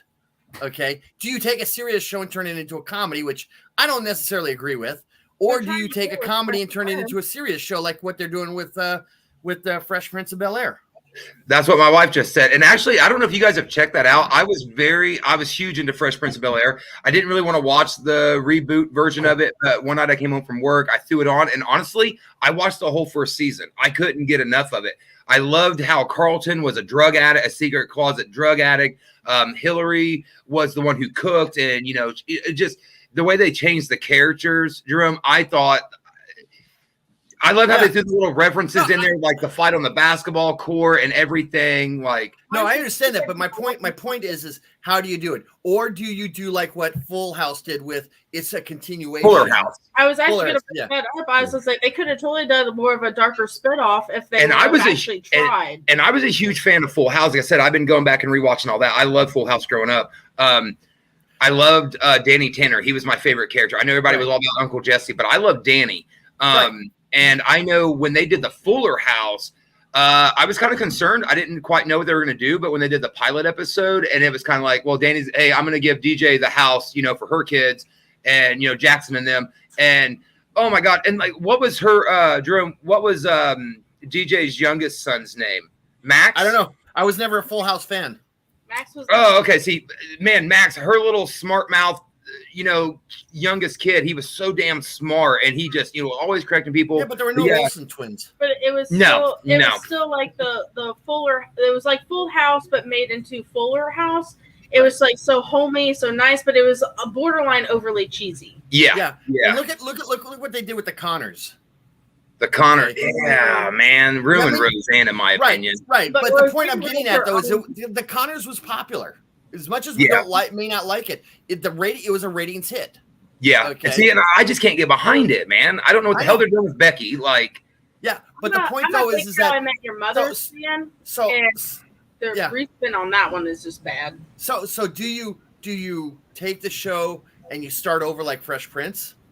Okay. Do you do a continuation like the Connors and Fuller House? Well, it depends on who your audience is, right? Exactly. If you're gonna aim it for me, you have to continue it in some capacity. If you're gonna try and aim it to a new audience, then you have to Fresh Prince it and change it up. So it really just depends on who your audience is. Like, you talked about Miami Vice and 21 Jump Street. Miami Vice is actually a pretty good movie. Yeah. There's some great interviews with Jamie Foxx about how he fucked that whole thing up. And he basically takes the blame for why there's not a sequel and so on. Go look it up. There's some really great stuff from Jamie Foxx, but it's a good movie. 21 Jump Street and 22 Jump Street are also amazingly good movies. Like, this is funny shit, man. Jonah Hill and Channing Tatum are unbelievable. So great I think together. Yeah, I think you can really do it either way as long as you are all in on whatever it is you're doing. Yeah, but you can't do the Connors, because the Connors, when Roseanne came back, it was working, right? It's like, okay, it's Roseanne, it's back. We understand what's happening. When you kill her, spoiler alert, and it's just the family, there's no edge anymore. Yeah. It's just sort of Roseanne brought the edge to the show. I agree. Doing family things. And it's not necessarily bad, but it's not necessarily like must-see TV either. But you don't want to do comedies like what they did with Starsky and Hutch, which was they took all the iconic imagery and just put it together and say, everybody will come and watch it. Same thing with Baywatch. They tried to take Baywatch and sort of 21 Jump Street. Baywatch was a great show too. I love Baywatch. I thought it was a good show for many different reasons. You know what I mean? But yeah, I agree. When they did the movie, who was the biggest fans of Baywatch? You know who the biggest fans of Baywatch was? Well, men. Now, the plastic surgery industry. Yeah. Lots of implants were done because of that show. See, I still think the Baywatch movie, they could have gone straight up done like an action drama movie, and I think they could have gone drama. They could have. It would have worked better. Well, and that's the problem. If you watch the original series was more drama than what the film was. Yeah. If you watch the movie, it starts as a comedy, and Right. then about halfway through, it shifts into this sort of detective Pseudo-drama, cop yeah. show, They and it even- doesn't know what it wants to be or how to really, exploit either side. So it becomes this weird, Two-Face movie that you don't know what you're getting at any given scene. Hey, at least they didn't do Baywatch Nights. Okay, they did. I would have great preferred job. Baywatch Nights. Are you kidding? Baywatch Nights would have been amazing, and I will write that script for you right now, Hollywood. They did a Baywatch great Nights. job with A-Team. They did an awesome A-Team job was with good. A-Team. And I then they disagree on that bastardized one, Jeff. but then I'm an old school. I 18 can't fan. complain about the reboot or the reemergence remake, of Punky Brewster. Like I can't hate it. But here's the caveat to that. I know the acting's not great, but the fact that the consistent character is still very similar to how she was when she was a kid, I kind of think that it's totally marketed to us because we just want our kids to love what we love. Look, and I get it, but I didn't hate it. But that's Just that's like- what Tom is talking about. He wants consistency Just- when they bring back. Just like Look, I didn't hate the Babysitters Club either. Like So I here's read my every question. single book and watched every single thing that was on it when I was a kid. I didn't hate it as an adult watching the Netflix series. how would you guys bring back Silver Spoons? Why would you? Well, you just Well, you pick Aaron I mean, Gray, literally, why would just you? for Some Aaron of these Gray, things, if, just because it existed previously But doesn't see, mean what's- that it should ever exist again. And there are many examples of this. Oh, I can go even further back if you really want to. Okay. Well, iconic things. How are you going to change stuff? Like I don't think some things I don't think should be changed. Listen, Like Saved by the Bell. Why? you could do Silver Spoons as Steve Jobs finds his kid in real life. That's true. Oh, okay, they've done a remake or kind of like a resurgent of Saved by the Bell already. They've done they've done the new class. They've done I hate it. them They going did. to college. They did the college years. I know, and then I hate the new one. I don't like the new one either. I didn't mind the why? college years too bad. Yeah, I like the college years. They were kind of fun. They were dumb, but they were kind of Yeah. fun. It was dumb. I didn't like it. I thought it was stupid. And I was in college when I was watching it. So it was like, this is stupid. But the new one, it's like, my issue is visibility is important, but then you make everything visibility and you put them in there for the sake of being in there. It's like, I mean, the if they were story's going to not bring, really being if they told. could, if you want to see them bring back Saved by the Bell, then do it more of a teen drama. Saved by the Bell, the Well, next and then- generation, and then where it's they're all just Beverly where Hills 90210, which they've Yeah. rebooted Yeah. 3, 4, 5 times. As well. Yeah. Some of these things literally are moments in time, right? Yeah. They just grab you at a moment in time, let them exist and float there forever. We And then move don't on. need to. And I know again we're in that nostalgia world, right? Where it's Wait a like, minute. hey, remember what happened to these characters? Like, yeah, but just let them. How many remakes of Charlie's Angels do we really need? At least one more. No, the last one, I'm like going, what? I just saw that I saw the ad for that last one, and I went, yeah, I think I'm going to pass, and I'm a Charlie's Angels fan. So let me ask this to both Tom and Leonard, since you guys are writers. What is today's general audience? What is today's general audience looking for in, say, a TV show or a movie? Oh, I wouldn't have a clue about TV because I do not watch TV. I watch if it's a Netflix show or whatever, that's fine. But as far as this is on whatever channel, I have no idea what TV is anymore. So for me, I as a writer, here's the reality. As a writer, I don't care what the audience is looking for. I write the things that I want to write that I think I can then promote to an audience, to whatever audience it happens to be, whether it's horror, or superheroes, or westerns, or whatever. And that's why I write so many different things. For me, it's not about, hey, there's an audience for basket weaving contests, and I'm going to write something about that. I don't give a damn about it, so I'm not going to write about it. That's a challenge right there. Well, somebody else can have it. You're welcome to it. No. I feel like we're too stuck in reality nowadays, real life things. Yeah. I love to write and exist in fantasy worlds that don't have to follow specific rules of any kind. So I don't know what is being looked for because I'm not of the age that looks for things. I see something, it sells itself or it doesn't. And that's kind of where it is for me. I feel like there's an audience for everything. You just have to market to it. And each audience, each audience sort of is segmented, and this has a small audience, this has a large audience, that kind of thing. So it's very different when you're like creating something out of zero, and whether you're taking like 21 Jump Street and saying, okay, how do we make 21 Jump Street a relevant thing, 30 years after this TV show, and there are different determinations for starting at zero and taking something that exists and is known and turning it into something. Leonard, do you want to add to that? Well, Hollywood is really big on recycling. It's like they don't really want to mess with originality anymore. Like they're really cool with just going back and rebooting stuff and remaking things. And it just, I don't know if that's just an issue where it's like they want to reach out to new people, but they want to tap into like an old fan base, kind of like what you were saying with the 21 Jump Street stuff. And I did think it was cool in those movies that they did have some of the original actors pop up, Yeah. like, if you look at, like cult followings and things like that. I mean, how do you think people would react if like, they're like, okay, so they did a 21 Jump Street, let's do a Booker movie. Because that was no spin off with Richard Grieco, Yeah, so, I know. I mean, it's like how far do you go? I mean, Brian, if you don't mind, I actually have a question for Tom and Lenny. Guys, this kind of, it goes out to the whole panel, but my wife came up with an idea here maybe a month or two back. The movie 13 Ghosts. We're waiting for Netflix or Hulu maybe to pick up a series. Each episode, 13 episodes, explains each ghost. How would you guys write that, man? Oh, that would be awesome. I hate explanations. I hate explanations. I would never sing the movie again because it scared the hell out of me. You gotta leave. Was awesome. Matthew Lillard was amazing actor.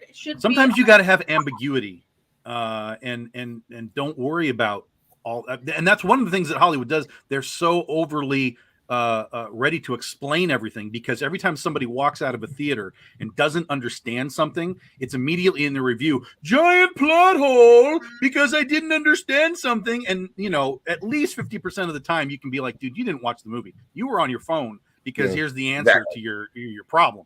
But some things you just leave ambiguous. Just let them be what they are. Let it be whatever the audience wants it to be. And oftentimes that's a better explanation than your actual explanation. What's his name? Cameron, right? With Avatar. People were coming out of Avatar being like, well, this is just this, and this is this, and this is this, and this is. And he would be asked, so what is Avatar? What is it really about? What does it really mean? And Avatar to me was just basically his wolves. His response, well, this is the point. Other people were saying it's Pocahontas. Other people were saying it's this, it's this, it's this. His response was, what do you think it was? And they would say something, and he would be like, well, then that's what it was. But that's his writing, though. Yeah. But sure. Well, it is and it isn't. But ultimately, it's letting the audience decide for themselves, which is what you have to do with any product, whether it's a book, a comic, a movie, a TV. You have to let the audience decide for themselves sometimes. And open-ended facts or story points are not holes. They're just, we haven't gotten to it yet. But sometimes you don't need it to be explained. People sometimes look too closely. Well, based on that thing, 2001 could never happen today because of people would just lose their minds trying to figure that one out. Yeah, because no one knows what the hell's going on. Exactly. And that's and here you have one of the greatest films of all time that nobody knows what or even understands the ending. Right. True. And that could never happen today. Too. The film, like Nicole said, the film was terrifying. It was very well put together. It's very well done. Like Tom said, there's really no backstory really to any of the 13 ghosts, I guess. The 12, which version? But it just gets to a point, I think, with when I don't think they could have cast a better actor than Matthew Lillard. My wife and I are a huge Matthew Lillard fan. I loved him in SLC Punk. To me, that is his greatest film that he'll ever do. I hated the fucking ending of SLC Punk. You know, not because of what it was, but you know, it was just, to me, being a former punk rocker, being in a former band, and you know, doing the punk rock stuff back in the day, like to me, the film was just more of like, hey, do what you got to do, but hey, at the end, you're gonna buy into the system, and you know, you're just gonna sell out. Listen, his greatest role was Shaggy. Thank you. Shaggy. Oh my God, he was so good. Yeah, exactly. Schumacher. Nobody plays Shaggy better than him, with the exception maybe of if there was a live action role, Jerome, Casey of Kasem. Shaggy, it couldn't have been played better. I agree 100% than Matthew Lillard. There He you was go. that typical stoner boy character, man. I mean, he was like, he had the look, he had the build, he had that awkwardness. Yeah, the moves. to him. I mean, you watch him Yeah, move. You just the way he posed, the way he walked. I mean, he really studied that character. But then again, I think, you know, all of us grew up watching the original Scooby-Doo, as did Matthew Lillard, I'm sure. So, and then he went on. Then he went on to did do all of the films. He was Shaggy throughout all the voiceover work on the films later on. Yeah. Oh, Yeah. nice. I just think Matthew Lillard is just one of the. I think he's a forgotten art when it comes to actors. I think he's underrated. A lot of people talk like a lot of shedded light on lately. A lot of people talk about, you know, Tom Cruise or Tom Hanks or whatever, but you got to kind of throw Matthew Lillard in there too, though, man, because he can play any character. I mean, when he played Stu and Scream, killed that role in my opinion. He did great in that film. He was my personal favorite character in the whole in the original Scream. I was hoping when we saw the new Scream, I was hoping, you know, maybe because we didn't technically see if Stu died or not. Technically, you know, his mom and dad was going to be really pissed at him, but we never saw, you know, if he was going to come back or not. And I really hoped that he was going to come back. You know, we don't know how deep he got stabbed at the end, but his mom and dad were going to be really upset with him. But I was hoping that, you know, we were going to get a Matthew Lillard cameo possibly, but unfortunately it didn't happen. But yeah, Matthew Lillard, man, I would put him in my top 10 favorite actors of all time. Everything that dude has done has been awesome to me. Shit, for my money's worth, like Matthew Lillard, I liked him as serial killer in the Hackers movie. And honestly, yes. I would say Lillard has the chops. He'd make a great fucking Joker if they want to do Yes, Oh God, yes. he would. I Would didn't he even not? think about that. Ooh, yeah. Yeah, like The straight thing up. about God, no more Joker, too, Jokers. is you got to have No that more laugh down. Jokers. Stop with the Jokers, please. Good Lord, with the Jokers. No more Thank Jokers. you. Joker for Thank the Batman. I just seen a tell other deleted stories. scene. There's lots of other stories. Let's go tell other stories. Yeah. Thank But as God, far as no the more whole thing Jokers. is- All right, so in Gotham, Jerome though, like I Mhm. feel like he would have been a good new Joker. Since Jerome he is in Gotham older. was awesome, The actor yeah. is older now. Like I feel like he would have made like actually a pretty good like Joker. I love the I am- stapled face. I thought that was great. Like I'm so I thought- over Jokers. And it was weird, like Jerome, I can't remember the actor's name off the top of my head, guys help me out, but he come from Shameless, you know, coming over to do Gotham to play the Joker, which what set up the Joker with the twin brother who became the Joker in Gotham. But me personally, with Gotham, I love the series, but I think Jerome should have been the Joker when he did the stapled face and all that. I think that was awesome. I don't think his twin brother should have been I never what want to see became the the Joker. Joker personally. Listen, I don't think I could pull off the Joker. Sorry, guys. Cameron Monaghan was his name. Yeah. I Um, must have missed something during my watch of Gotham because I had to stop watching it after a while because they were throwing way too much too many characters all at Gotham once was a great and cast, but the show wasn't all that great. Yeah. Each episode seemed to throw like 8 characters. Willow, I will agree with you on that. You're trying to follow They like did I'm know more what- of a focus on maybe 1 to 2 characters an episode to give, you know, their story A or their season. moment or whatever. But when you're throwing 8 characters at once, I will agree with that. That was one thing that Gotham did that I couldn't get behind because you had, you know, 8 to 10 characters in a, you know, hour episode, you know, They and were they're throwing the entire canon at everything. You know? I loved how it started and I wanted to see how the character of the Riddler was going to evolve and love all the that. Riddler. That was one of my Like- favorites. If they would have focused on that first and then went into like bringing in other characters later on, then fine. But they just I watched like the first half of the first season and I kind of went, yeah, I'm done. Thanks, folks. Have a nice day. Yeah. You know? like giving the Batman. Scarecrow was great in it. to the I wish Smallville Scarecrow series could have got a was more of a good. cameo appearance, but What was that, Lynn? I was saying like giving the Batman franchise the Smallville treatment just didn't work. I mean, it's like it's not the same. It's like Batman minus Batman. That's basically what that show was, and I true. couldn't get into it. I hated it almost as much as I hate Big Bang Theory, which is really saying something because I thought that shit was blackface for nerds, man.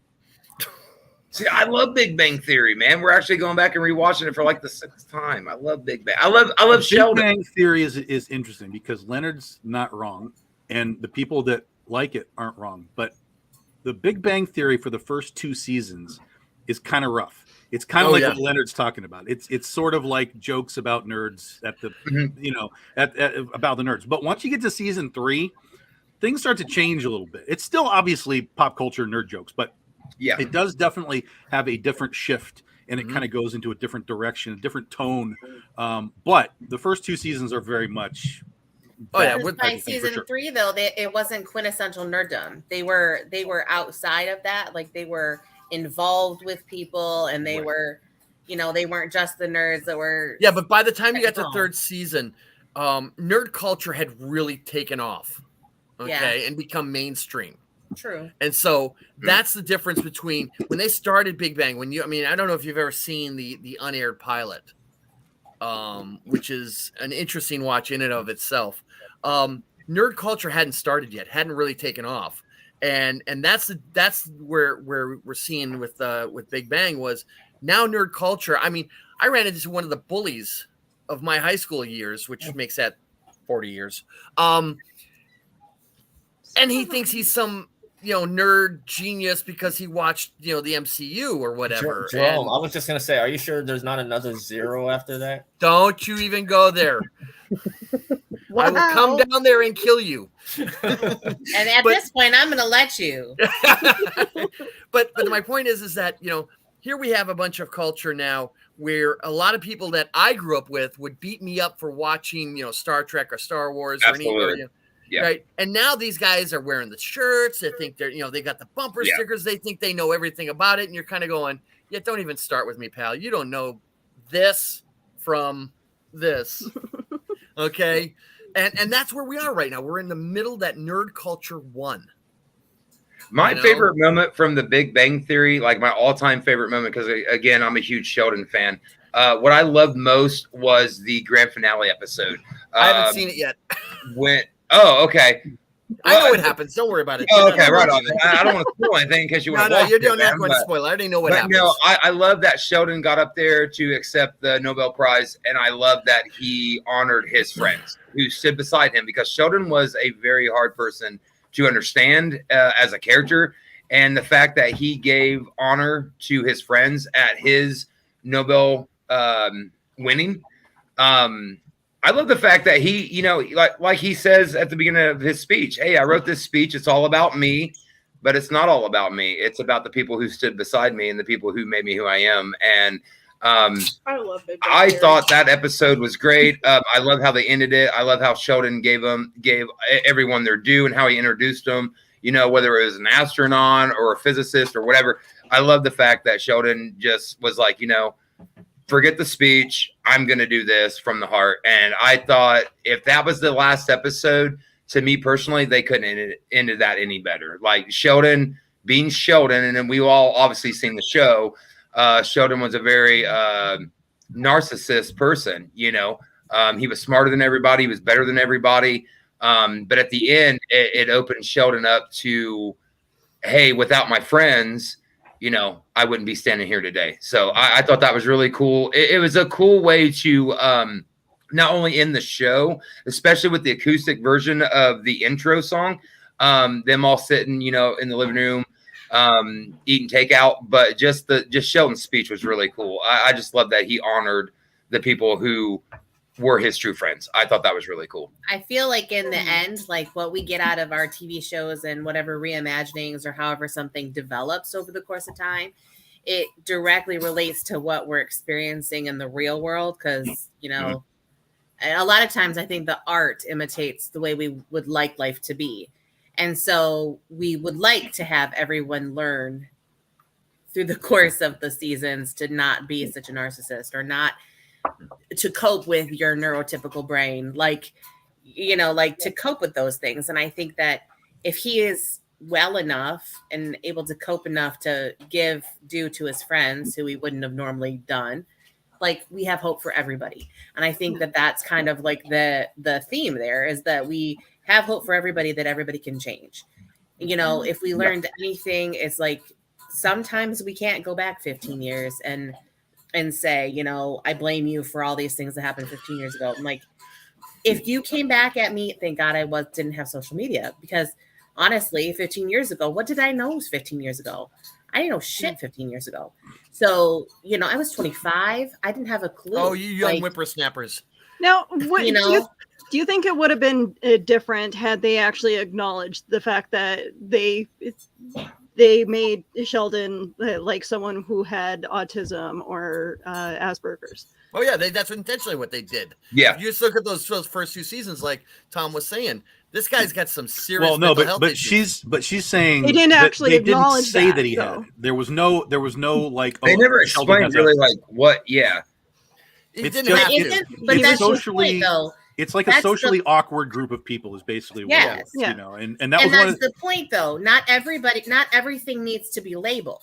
We Oh, no, start no, it didn't labeling have to be everything, and labeled. we have them in a show just so that they can be visible.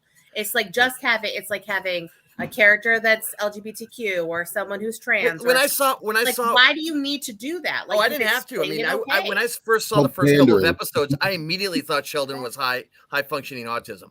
Yeah. You know. Yeah.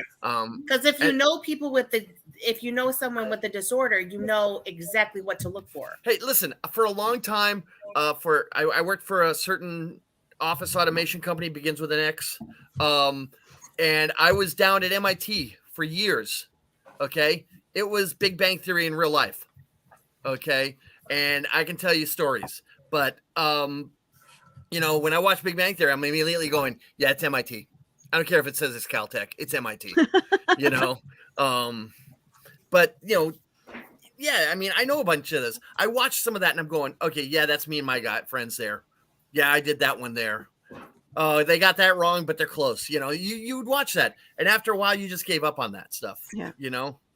And like, I think for me, and I can speak for my wife and I know with like Big Bang Theory, one of the things that we loved the most was like all the friends got around the living room and just hung out and ate and talked and stuff like that.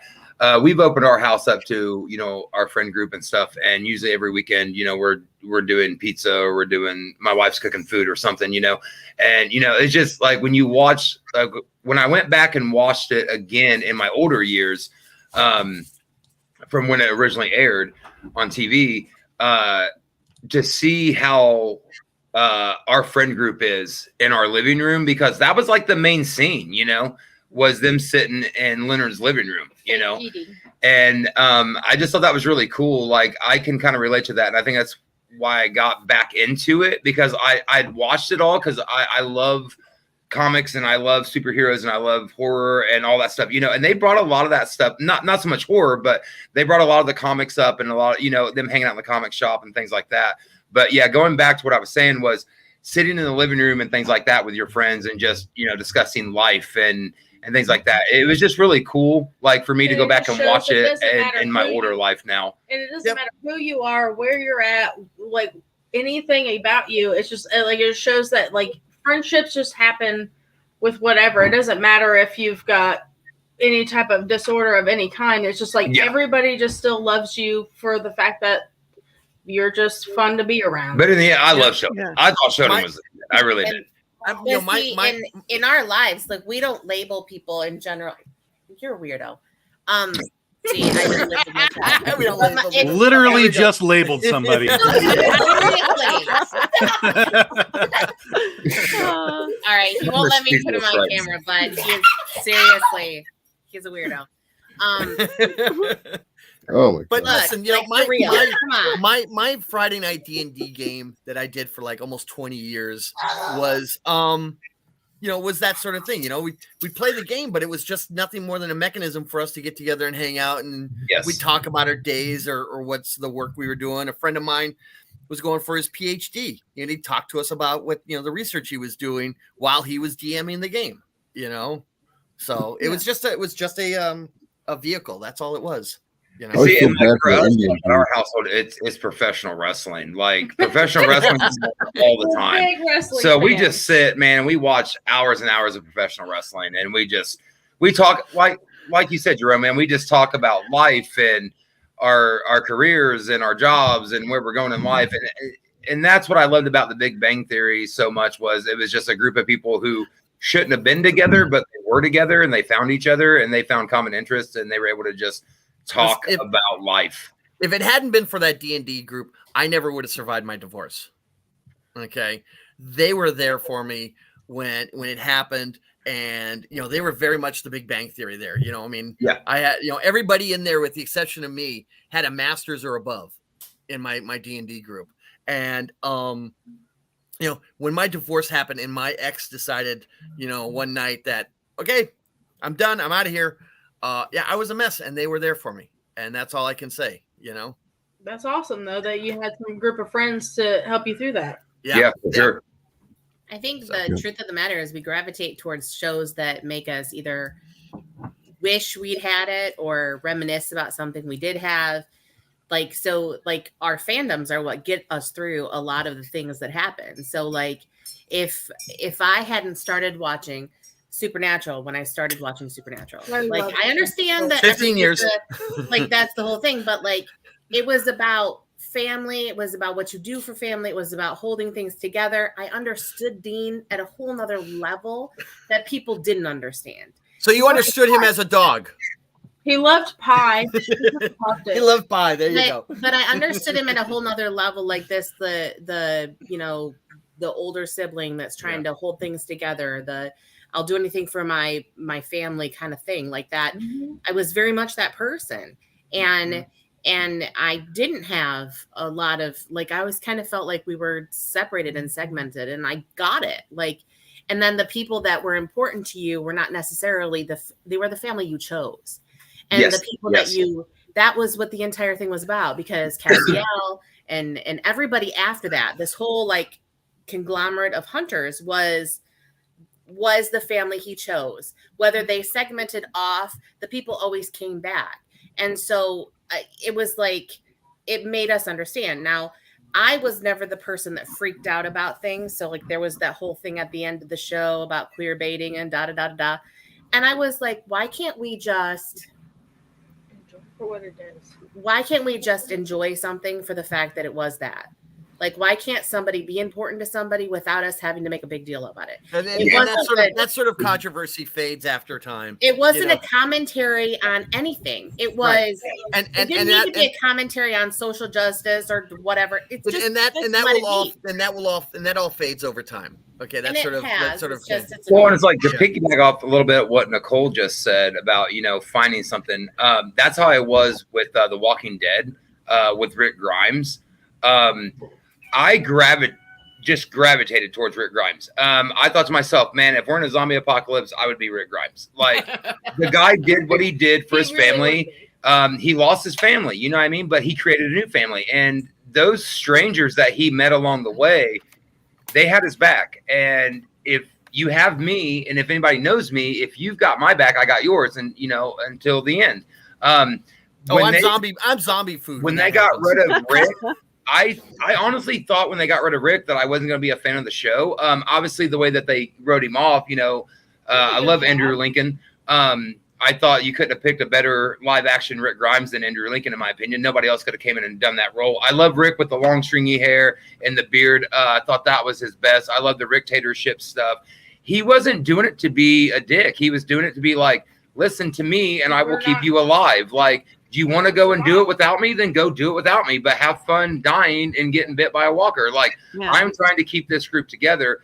And the thing that made Rick so special to me was the first time they walked into Alexandria, when he basically talked to the mayor of Alexandria. You know, he let him know, man, when he was on camera, when she was filming him, she asked him, you know, how is it out there? You know, like these people, you know, he's like, this is my family. He made that very clear that these strangers that he met along the road, that was his family. And he was willing to die for Abraham and Rosita and everybody else that came into his group. You know, they had a group of like 12, I think it was, when they walked through the gates of Alexandria. And Rick was just going to be that guy that's like, I'm going to do what I got to do to keep my family alive. What did he do? He stepped up right after and that. everybody always looked to Rick. And I just think, being a leader in my own right, I think that, you know, I just look to Rick, man. Like, I got a lot of my friends that look up to me and they're like, hey, we listen to you. We trust you. And trust is a big thing. And I think when you bring into, you know, even in the books, you know what I mean? Rick was a big part. Now, I think that maybe Daryl, I've been seeing some things, but I'm thinking maybe the way the show is going now, I don't know. Maybe Daryl might be the guy that takes Rick's comic book death. I don't know. We'll have to wait and see. But again, when it comes to TV shows, I love grabbing a hold of a character that I can relate to. And Rick Grimes will always be that character of, he's number one in any TV show that I've looked at myself at and said, that's the character that I would be in this TV show or this book or whatever. Like, much respect to Andrew Lincoln for playing the live action Rick Grimes. I know it's hard coming off a comic book page to play a live action character. I thought Andrew Lincoln did great. I thought the guy did a great job being the character of Rick Grimes. He looked out for people, and I thought that was really cool. And I love the way that they wrote him off, man. You know, they didn't kill him, you know. And again, it just goes to show you, can Rick Grimes die? I mean, I know he dies in the books, but I mean, can he die on the TV show? I don't know. I mean, look what the guy's been through. He's still here, you know, like, he's not on the show, but he's still there, you know, in the universe. But yeah, I just think, like Nicole said, you find a character, you find a show, and I think you can really grip their reality, and you can really put yourself in that mentality of like, this is who I would be if I was on this show. Like, I know a lot of people are all about Daryl. I love Daryl, but Rick Grimes, man, that's where I'm at. Rick Grimes. I got a question for you, Tom, since people are opening up about what they're drawn to for like TV shows and stuff like that. Do you have stories of people reaching out to you about your books that you wrote that they were like, thank you for writing this character? I mean, is there stories that you want to share? I mean, that happens. I get people that send me emails and just, I mean, they all know I live on Facebook anyway, so they shoot me direct messages on Facebook. Sometimes it's down the road. Like, I've had people email me like years later, like, hey, I want to tell you I like this book or this character, whatever it is. Sometimes it's like immediately after something comes out, they were like, oh my gosh, this is great. So it definitely happens 100%. And it's all over the place because, like I said, I write a lot of different stuff. So some people really fall into, whatever world it is that they're falling into, and they just love what's happening. So it definitely happens. It's sort of like that fan mail thing, right? You kind of think it's not really real. Like, these guys are probably just writing their own fan mail. But it does happen. And it's really an amazing feeling to just get like this completely unsolicited message, like out of the blue, like, oh, who's this email? I don't know who this is. Oh, it's that person. I know who that person is. And then you read what they're talking about, and it's like, wow, that's amazing. So yeah, it happens for sure. Is there one that jumps out to you that will stick with you forever? Well, I mean, I've gotten general messages of sort of support of like, I love what you do in general. Like, it's not like this specific story, blah, blah, blah. But I've gotten long emails where they're like, I like what you do. I love the characters. I connect with this one. I connect with that one. There have been a few where people have messaged me, like, I've killed off a character, and they get very concerned. Oh my God, she's not really dead, is she? And I'm like, well, yeah, sorry. But you can see the emotion in it, right? And that happens even when I talk to people at the cons. They're devastated by what happens to your characters, whether it's a death or whether it's just general tragedy around their lives. So you can really see how people can get dug in to characters. I never assumed that would happen with my stuff. Like, that's not my thought process. Is I'm entertaining you guys, right? But when bad things happen to these characters, the fans react, and it's an amazing feeling. I don't mean to laugh at what you're saying, Tom, but suddenly with what you were saying about fan reaction, all of a sudden I visualize you stuck in the Misery novel. You know, I'm like, oh my God, Tom's going to disappear and we're going to find him next summer. We're not too far away from that because I write so much stuff that, you know, we kind of cycle through different books, and there are definitely people that are like, yo, give me more of that other book, man. I need some more of that other book. And I'm like, we're coming back to it. We're going to get there. So that's not too far away. So if Tom disappears, everybody take a look at his super fans. I actually have a question for Tom from my wife, Emmy.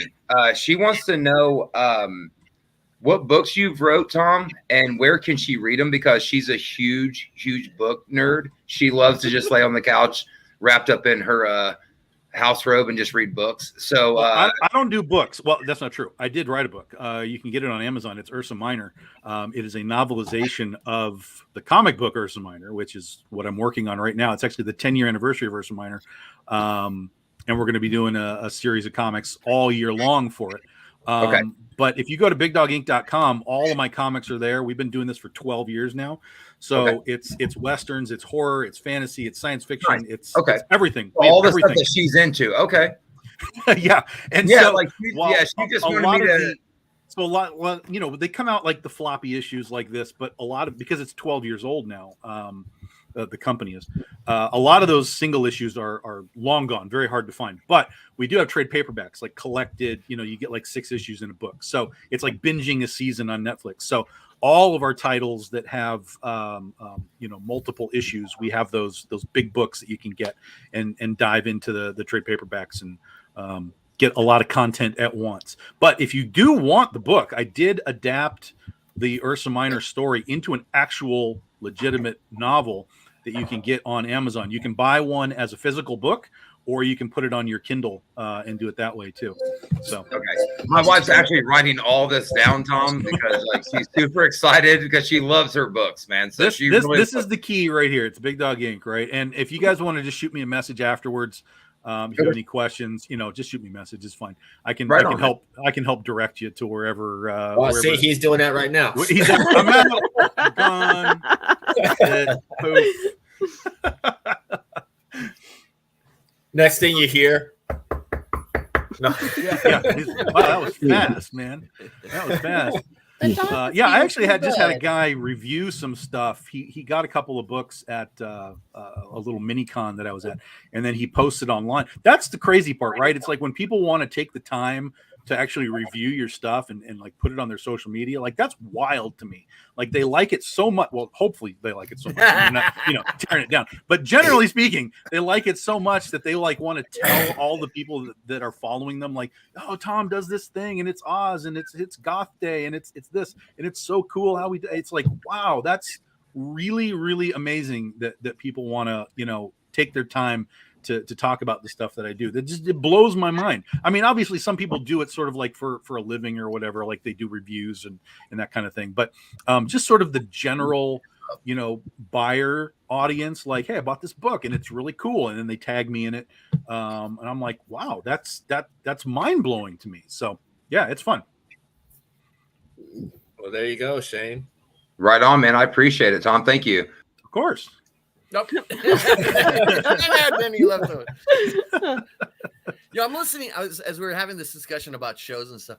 I'm noticing that it's like 90s and afterwards, you know, 90s, early aughts, and so on. Did none of you guys ever watch anything from the 80s or before? Oh, I love the 80s. I did, but I don't go back to much of it anymore. There was a series I enjoyed, and I think it came out late 80s and went into the early 90s. It was a Canadian production called My Secret Identity. Yes. And Jerry O'Connell, he was like this teenager, and he got his next door neighbor was like a mad scientist, basically, and the guy was shot an ion beam through the room, and he happened to walk in the pathway and gets powers. And I thought it was a great series. It came and went, and it's one of those type of shows. It would be really cool if they had done a movie or to reinvent it or, you know, revisit those characters. I do know, you know, like every now and again, you ever seen where like they used to do like TV movies. Oh yeah, believe me, I know about TV movies. Yeah, you know, so it's like one of the biggest TV movies of all time was Kolchak the Night Stalker. Yeah. It wasn't Bubble Boy? No. Travolta, don't get me started. I actually watched Willow. I actually watched it when it aired. So don't start with me. Hey, look, Willow, you scared Shane away. Yeah. Well, one of the big TV movie events was V. You guys remember when V came out? Oh, yes. The discussion I had at college when that was there. That shit was a trip. That was great. I was fortunate. I got to meet Mr. Willie there, later known as Freddy Krueger. Mm-hmm. Yeah. Oh, wow. Yeah, this was before his Freddy Krueger days. Yeah. Sorry, guys. The storm just keeps knocking me out, apparently. So, No worries. did somebody say Bubble Boy right before I lost it? Yeah, that was Willow. Okay. They mentioned TV movies. Yeah. I thought I heard 80s. Bubble Boy, and I was like, oh my goodness. Yeah. There was Now, or could there you was- imagine with the technology they have now, if they redid Small Wonder, you remember the little android? Oh my God. Yeah. Because those special effects were so god awful back then. Do you remember was- she would lift the couch up to vacuum? Yeah. Just one hand lift. and her I'd neck forgotten would about stretch. Small Wonder, to be honest. Yeah, I mean, there was once a off show the in the 80s, we can 80s. do this, bro. I'm telling you. That I think they should go back to, and they can make it more serious. It was called Out of This World. Yeah, it was like an alien girl, right? Yeah, Yeah. Well, no, she was human, well, part alien, I guess, Yeah. and she could go like this and freeze time. Yeah. Yeah, I remember but, that. I think it was her uncle or neighbor, Doug McClure, who was Jerome. You should be familiar with him. He acted in a lot of stuff in like the 70s and 60s. Yeah, I know think. Doug McClure. Yeah. Yeah. Yeah. Jimmy- Yeah, you're But old, that's Leonard. what You should remember all this stuff. You're They, old. they, Yeah, they, I they do made, remember, they, I do they, remember. they made a character out of him on The Simpsons. You know? But yeah. Oh, incidentally, did anyone catch the new Simpsons prediction, the Ukraine war that they predicted in 2022? Oh, did they now? Someone just posted it the other day. Homer's running around with a Ukrainian flag. The Russians are there, Putin, and then it says at the bottom 2022. Like, holy shit. Man. Dude, I swear, somebody who works on the Simpsons production company is a time traveler. Yes, It's absolutely. crazy. It's crazy. It's crazy. I know I know the one of the guys that works on there. He's from this area. He was in my Boy Scout troop. What a jerk he was as a kid. I am surprised at where he went. Okay. I thought for sure as a kid he was going to be a serial killer. Okay. And then he goes on and he becomes the background artist and editor for the show. Wow. Maybe he is a serial killer because of what he does on the show. I don't know. So everyone was talking about being connected to a character. Tom, do you remember a character that you got connected to, either in film? Probably Godzilla. I would assume you were connected to him because you fell in love. I with definitely Kaiju. relate to wanting to push things over. Definitely. So that explains the cat ears. But do you remember something that you connected to that still sticks with you? Like, is there a character out there? Not really. I know that's weird, right? I even like I mean, I remember I was a huge Star Wars kid. I mean, I was like 6 when Star Wars came out, so Star Wars was like a big deal. Han Solo was cool, and you know all that kind of stuff. But I was actually even more. I liked Han, but I liked Chewie even better. Even though Chewie didn't really do anything, but just kind of run around and roar. Again, back to So Godzilla you running didn't- around and roaring. So yeah, You maybe didn't want to shave either. no. Plus, Chewie had a sweet shoulder belt strap too. So Yeah. Yeah. I think I fell more for like the world building of things. Like I liked, the environments of everything. Like I never liked Luke Skywalker. Like screw that guy. I don't like this guy.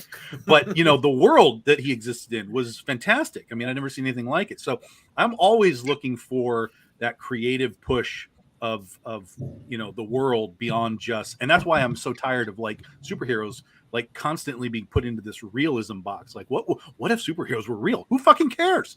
I don't care if they're real. I want to see them doing crazy shit because that's what superheroes do. That's their purpose. And then through all of the crazy crap, you can tell me messages of real world events and so on, because that's what they've done throughout their history and their existence. But stop trying to just make everything real. Like, I don't care if they wear armor or spandex. Just tell me a cool story with a cool visual. So, I bounced around my whole life. You know, I used to watch the old Batman and not animated series, the Adam West series. Yeah, the Adam West series where he's just wearing gray. He's wearing a gray shirt and you know, punching people out. It's Gray fine. spandex. Yeah. Batgirl, Tom. Batgirl. Yeah, of course, Batgirl. Of course, Batgirl. Batgirl was Listen, awesome we're on the Adam West watching series, the I will say. credits. Batgirl was awesome. Every time you watch the credits of Batman, you're waiting for that last 2 seconds where she goes roaring across. Yep. Yes, it's a Batgirl episode. Yeah. You know. Yvonne Craig, man. And you gotta love the boom, the pow, the bang, I Yeah. love that as a kid, man. Watching Yeah, that with super my little fun. brother. Super fun. So weird it's- bathing suit she wore in the episode where Joker's. Anyway, that's Yeah. another subject. Yeah, Well, so, I mean, Jerome, obviously the I'll characters- rate you a Batgirl with a Catwoman. Julie Newmar. That's all I have to say to you. Yeah, Julie Newmar, of course. You know, Julie Newmar. But yeah, I mean, obviously everything needs characters, right? Everything needs relatable characters. But there's not something that I can be like, oh yeah, I relate to that guy or that girl or that whatever. I try and get myself to a point where I can just sort of immerse myself in whatever the world is. At least as far as it, obviously, if it's a Godzilla movie, there's no relation here. You're just watching stuff blow up and tip over and monsters roar. But when you're talking about like dramatic things or comedy things, family things, you just kind of hope that the situation is relatable enough. So yeah, like Parenthood way back in the day, right? Steve Martin and Parenthood. You guys remember that? That's like Keanu Reeves, like super early Keanu Reeves movie. Yeah. So Tom, I want you to find an artist by the name of Bob Eggleton. Yeah, I know Bob Eggleton. Sure. Bob's a good friend of mine. Yeah, he's done Godzilla stuff forever. Well, that's currently what is sitting on my wall is a piece of that Bob did from Destroy All Monsters. Mm-hmm. I've got Godzilla and Rodan in the bubble. Mm-hmm. Being picked up. Mm-hmm. So mm-hmm. yeah, I just saw Bob. Just hung out with Bob 2 weeks ago. he did stuff for book covers and Oh, he's yeah, done still stuff for does. G-Fan, and yeah, he's great. Okay, He's great. What about you, Leonard? Is there a character that you connected with when you were younger? There were a couple. One of which I'd say, I don't know how many of you remember this or not, but the Bionic 6 cartoon. Oh yeah, yeah. And I had the toys. For the longest time, I didn't know anybody who had seen the show other than me, and I thought, man, it's not a Mandela effect. I know this shit existed, It did. But it kind of felt like that because it was really hard to find. And one day, it's like I'm YouTube, and I kind of went down a rabbit hole. But I used to really dig the character of IQ on that show. He was like, he was a black kid, and he was smart, and he wore glasses, and he had his bionics too. And I just thought, man, I totally could kind of relate to that, because here I was like, a little nerdy kid, and here I was seeing somebody look like me doing superhero shit, and it wasn't like he was an original character. He wasn't somebody like, oh, let's have a black Captain America, let's have a like a black Superman or whatever. It's like he was kind of unto his own thing. He was part of that team, and I feel like that right now there's a lot of tethering. Like I think they have right now DC, or when they were doing their future state, there was a Flash. I think it was supposed to be like, I think non-binary or something. Nothing against doing interesting takes on characters or variations in ethnicity or orientation, but you can make a unique character and not have them necessarily be a spin-off of somebody, because if you write them well enough, they'll get popular on their own. I mean, and I always felt that's kind of what they do a lot more now than back in the day. Another character I kind of related to, and it was the Thing from the Fantastic Four, because here I was. I always thought of like being a larger person that was like my natural armor. You know what I mean? I very much kind of got into the whole idea of the Ben Grimm character. That was a great character, and despite all the cool shit Mr. Fantastic did, he just couldn't figure out the right way to cure good old Ben. And I was just like, man, it was kind of sad. You know what I mean? Like, he's like, oh, I can get this dimension back in alignment and save this entire galaxy, but I can't cure my friend of his condition. It's like, I think Reed, there's a whole conspiracy that needs to be unraveled there. I feel like Reed kind of kept everybody around. He's like, hey, we can do good, right? Yeah. They weren't stopping. Reed knew the Ben, team obviously. needed some muscle. I mean, it was like, Yeah. Ben, I haven't quite got it figured out yet. Yeah. Go Bear punch with that me, guy. old friend. Go try to beat up the Hulk, will you? Yeah, there you go. You can get What him this about time. you, Jerome? Well, I go way back. Okay, so this I is know you where, go way back. yeah. There are two people that it was, to me, it wasn't related. It was aspirational, who I wanted to be as I grew up. So I grew up in the U.S. military. My dad was 20 years Air Force, and I was born on a military base, and I went all the way through 9th grade on military bases. And for me, it was Captain Kirk. I wanted to be as I grew up. My dad introduced me to Star Trek. I became a huge Trekkie. Right before he died, my dad was complaining about, I should never have shown you Star Trek. And the other one was, and it's pure 70s, was the $6 Million Man, was the Steve Austin character.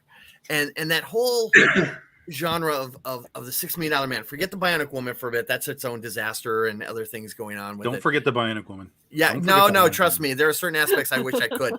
The remake, I definitely want to forget. Well, okay, but the $6 Million Man is, if you watch that for, and I think it ran for like 6 or 7 seasons, you could definitely see the 70s through that entire series.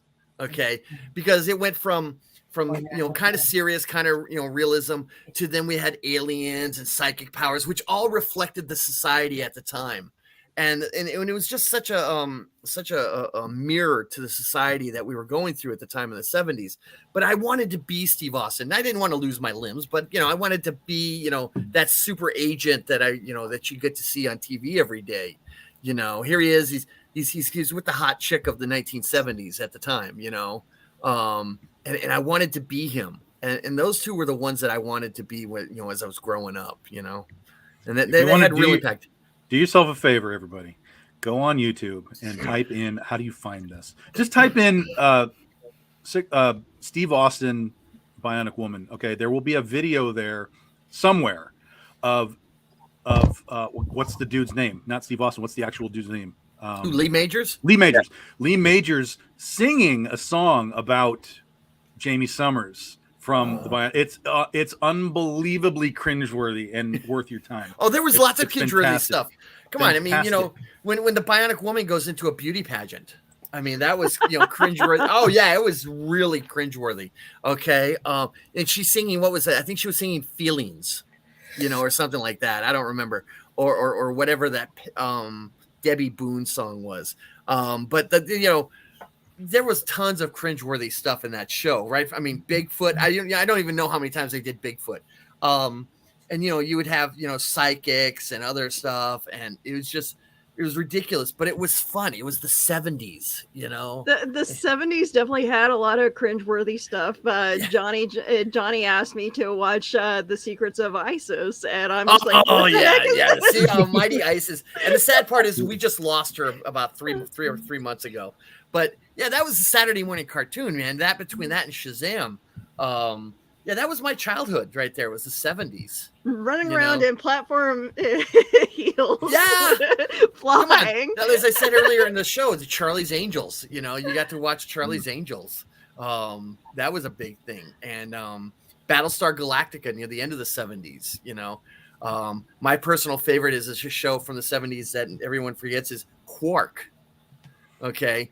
By the people that brought you Get Smart, they did basically Star Trek version of Get Smart on that. So there was lots of stuff from that time frame that I remember watching, but those two shows had the hugest impact on me and what I wanted to be and kind of formed who I am today.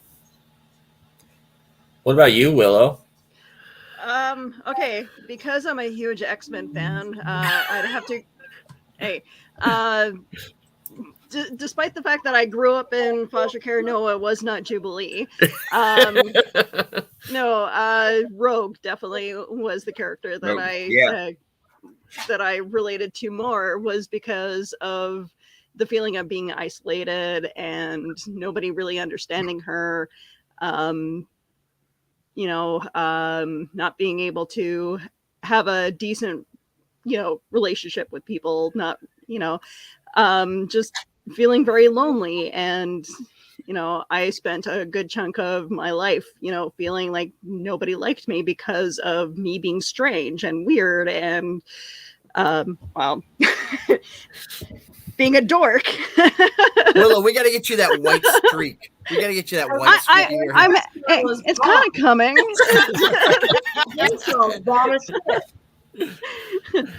My gray hair is coming in slowly. Oh yeah. Have you noticed Willow here? Okay, mine's so, coming in fast. I'm already there. But I mean, it's funny how now everybody seems to love Velma and think how sexy she is. But hello, always did. But yeah, like growing up, loving all the the nerdy characters in each series that I get into. Ninja Turtles, Donatello would be my favorite. It was my favorite. Absolutely, yes. Willow, Donatello, yes. Yes. If it wasn't for the nerdy characters of these series, the team would fall apart. Die. Donatello was the best Ninja Turtle in my opinion. Donnie is my favorite. Donnie and Raph. Only because Willow, piggyback off what you just said about Donnie, man, I had to chime in here. My bad attitude is Raphael, but my intelligence is Donatello. I love Donnie, man. He was just cool, man. He was always inventing stuff, and Saturday morning cartoons, watching TMNT, and how many of you guys remember Police Academy, the cartoon? Oh dear God! Listen, I run a Saturday morning. Police Academy. I do a Saturday morning Saturday morning cartoon podcast. Willow knows it, and so does Brian and Nicole. But yeah, we don't talk about that often. Listen, I got even worse one for you. If you want to talk Saturday morning cartoons, go look up something called Super President. Super President? Yeah, you'll be cringed. Okay. It's considered one of the worst cartoons of all time. Okay. I'll check it out. Yeah. But yeah. So anyway, Willow, you were saying? But yeah, no, it's funny because I did relate to Velma, how the fact that she was a nerd and she loved science and all that. Very well read character, and then but it's funny how now it's everybody thinks that she's the sexy one out of the group, and I'm just like, where was this when I was growing up? I'll get you an orange sweater, Willow. Okay. And then but yeah, it's always been the nerdy characters in everything that I watched. That I related to the outcast, the more, I don't know, the guy, I guess the quieter one. But Beast is also one of my favorite characters from X-Men. Yeah. Anybody else? Now it's your turn. My turn? Yeah.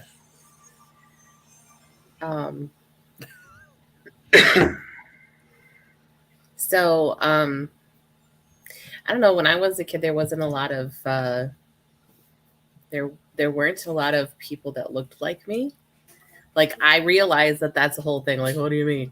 I was because I was a big girl and I was just that way. So I guess I gravitated a lot towards people who were kind of exiled, but who lived a lot in their own, in their own skin and on their own terms. So I was, I don't know. God, I always loved Rogue. I think that was probably a huge part of how I got through a lot of things, because she was her own person, but she had that inner turmoil of not knowing where she fit in and having this thing touch anybody that kept her kind of at bay from other people. And then, when I was a kid, you really loved gummy bears. So I loved gummy bears, but when I was a kid, when I was little, little, and I know this existed. I know it did because I can look it up, but people don't have a clue what I'm talking about. So when I was a kid, I watched every single episode of Kissifer, probably 3,000 times, and there was just something about the fact that he was an orphan, and there was that understanding that you don't always have family that's family. You have people that take you under their wing, and I don't know. I just really appreciated it, and I know it existed, but I can't find it anywhere. Like it's on YouTube, but everything's on YouTube. But like I couldn't find like I ask people and they don't know what I'm talking about. But there are a lot of things that were like Canadian things that I guess we got in Michigan that most people in the world didn't get. I don't know. But there was that. I don't know. Like, what else was I into? Anybody else into Teen Titans? I was a big Raven fan. I looked up to her. The only thing I knew about Teen Titans and it was when the kids watched Teen Titans Go, and I hate that fucking with my very being. I'm sorry. No, so I don't care if I want to. My son loves Teen Titans Go, but I'm a big original Teen Titans fan. I looked up to Raven. I'm 28, so I grew up with Teen Titans. See, for me, the Teen Titans were back of the actual teen sidekicks of the heroes in DC. Mm-hmm. You know, that George Perez one.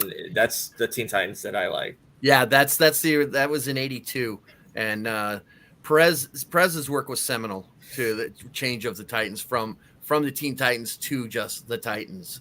And sad note is George is dying. Yeah.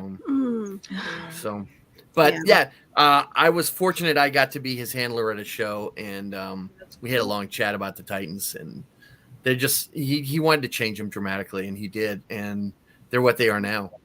Yeah. So back to you for a minute here. You want to talk about some of the things that you've been watching lately? Oh, I get a turn to talk. Okay.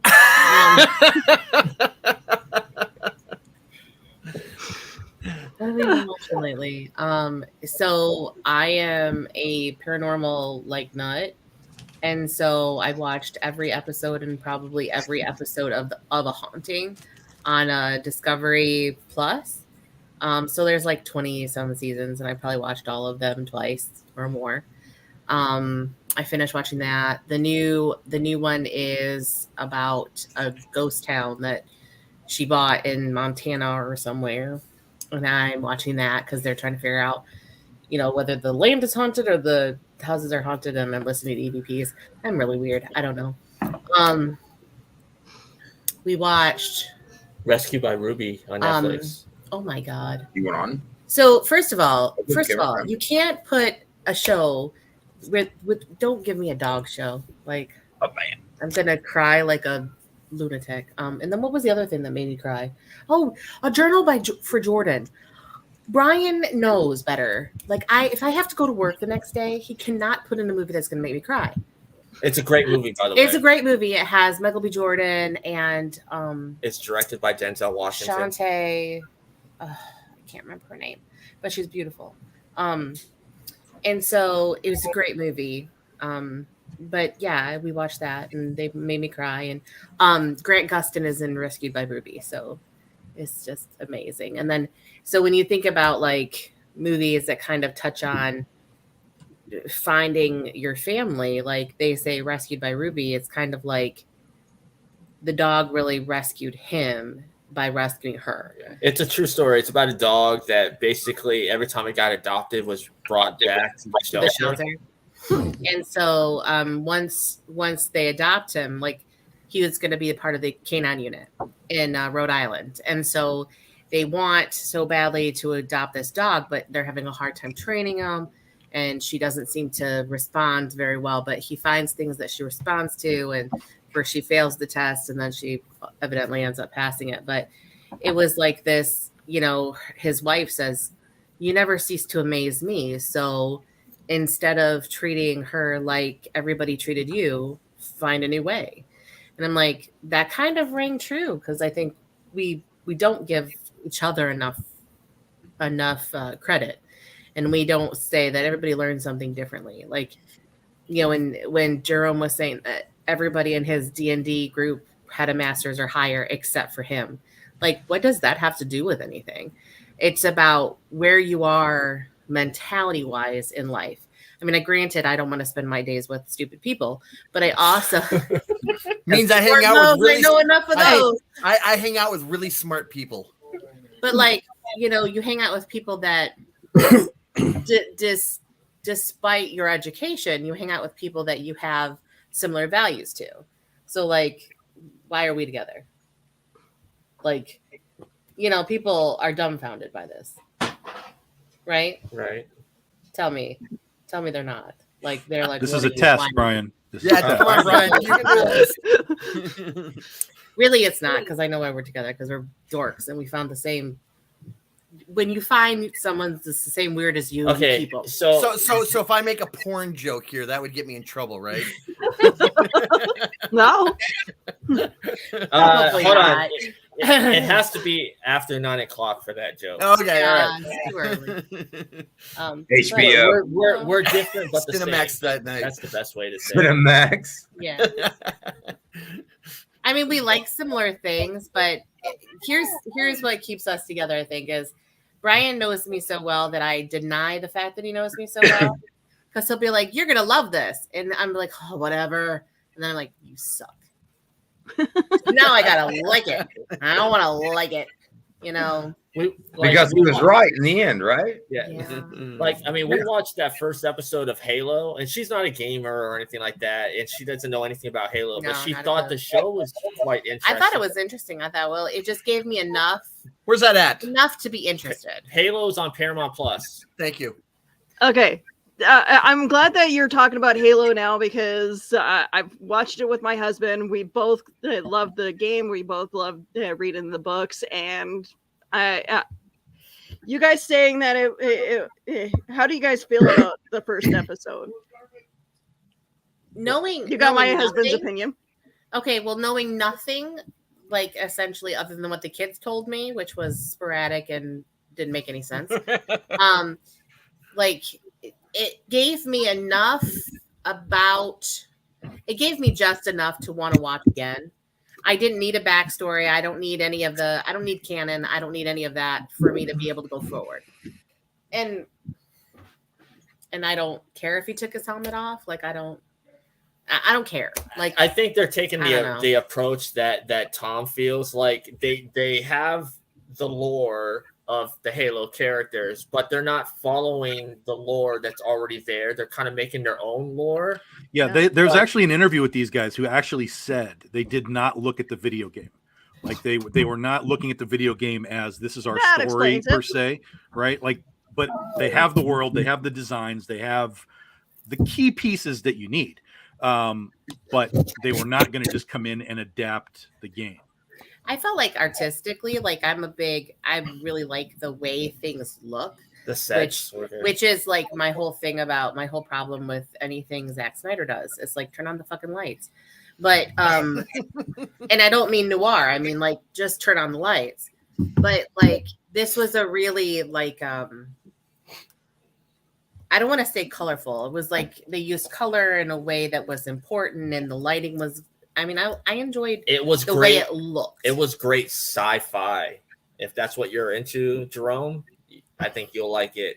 So I mean, and I'm not a big video game anything. Like Throw away everything that you know about Halo up to until this point, and they just they're making. But isn't that like a lot of the things that they've made? And like, how do you really make a movie out of a video game? Well, see, like, that's why most of them fail for the most part. I mean, like you have to kind of create a world within it, like Sonic that tells a story. Because Sonic is a good example because Sonic is the highest grossing video game movie right now. What you mean? The Mario Brothers wasn't that big hit, dude? Oh, wake me up when we get a legit Mario Brothers movie, but it's gonna be too expensive to make. We're never gonna get a legit one. I mean, I guess like I'm not a gamer, so I don't really know. But a lot of people, like the kids, I think I've watched somebody play Silent Hill, and I'm like, well, how do you make a movie out of that? And that movie scared the crap out of you. And it scared me. Just like weird stuff scares me. Wasn't Doom popular? And what was the other one? What was the one with the Umbrella Corporation. Resident Evil. Resident Evil. Yeah, wasn't it Resident Evil pop? I mean, didn't they make a boatload of money? They've gotten what, 5, 6 they make sequels? money and they keep making them. Those were good films too, like especially off the video game. Like I played all of them. You know, I was a huge Resident Evil fan playing the video games and stuff. I remember playing the first one, I believe was on PlayStation 1, and then going forward. Yeah, dude, I thought the movies were great. I really did. I thought they did every character that they had in the games. I thought it was very well played. The Umbrella Corporation was a really cool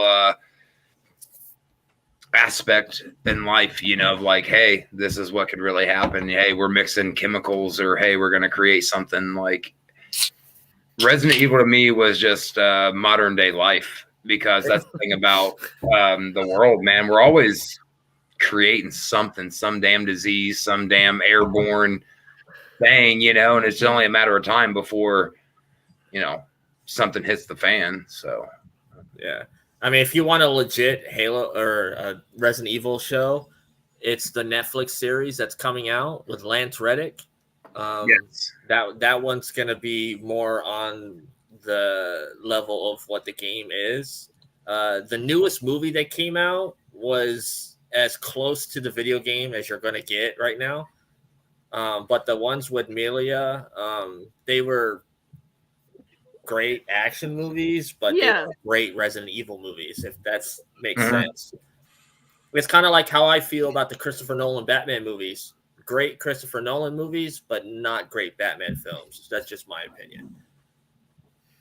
I think the multiverse, you have to almost keep a multiverse mindset when watching your favorite property being made from one medium to the next, because if not, you're just going to be pissed off. It's like, I had friends of mine, we used to watch Smallville, and I knew guys who knew like pre-crisis continuity, post-crisis, New 52, all that stuff, and it's like, you know, you could totally pick those apart, and then just have to go, you know what, it is what it is. Lex was never that cool, but Michael Rosenbaum made him really fucking cool. Anything else with the song though? I feel like everybody knows the lyrics. No. The Smallville song. And the thing is about that Smallville song, that song was out before Smallville even came. I know. It was perfect. It was the perfect song though. When I first heard it, I thought it was a U2 track. Like straight up, I was like, man, U2's at it again. I remember watching that pilot when it came on, and I'm an old Superman fan, like you said, pre-cap prices, gross prices, and I watched it and I went, okay, it's a new take on Superman. I can handle this. This isn't too bad. I just didn't like the whole cream corn capital of the nation. I thought that was a little much, you know? Yeah. It's like they shot into Indiana with the corn. Everything. Yeah. I just want to make a bold prediction right here, and you guys are going to hear it first, just because Tom is on the show.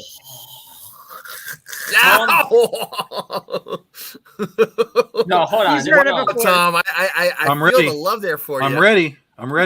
Tom has a comic series about Oz that is so ripe for a series that when it comes out, you guys will know Tom before he becomes, you know, Mr. Big Guy. But seriously, that's a comic series I think you guys should read, because I have a feeling with it, I'm gonna say right now, in the next 5 to 10 years, that becomes a series. So Tom's gonna follow Ben England. We almost had it as a series. It was in Hollywood's hands, and it was all going the right way until we got to the very, very top with the guys that said yes or no. The money. It was the money guys. Yeah, and so we had one guy who basically was like, yo, I don't get it. And I'm like, yo, I can't help you anymore because I have an entire thing storyboarded for you in comics. It's right here. I don't know what you don't get.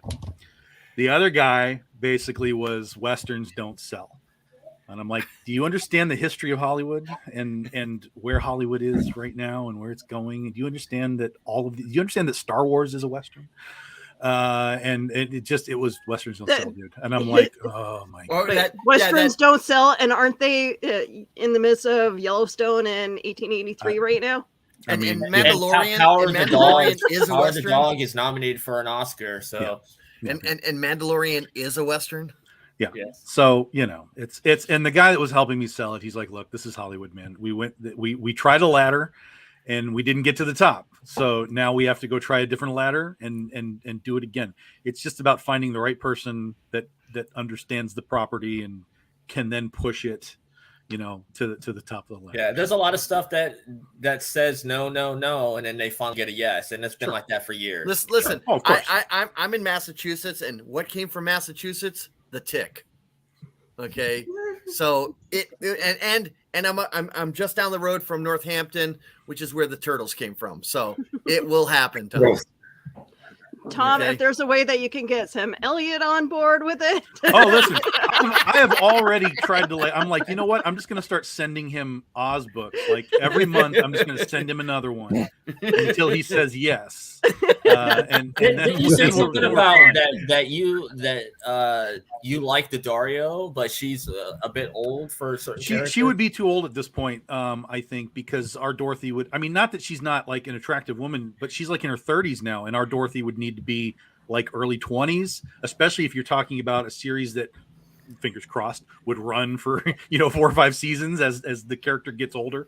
So yeah, I like the Dario a lot, but there's probably going to be plenty of younger up and coming actresses that would fit the bill.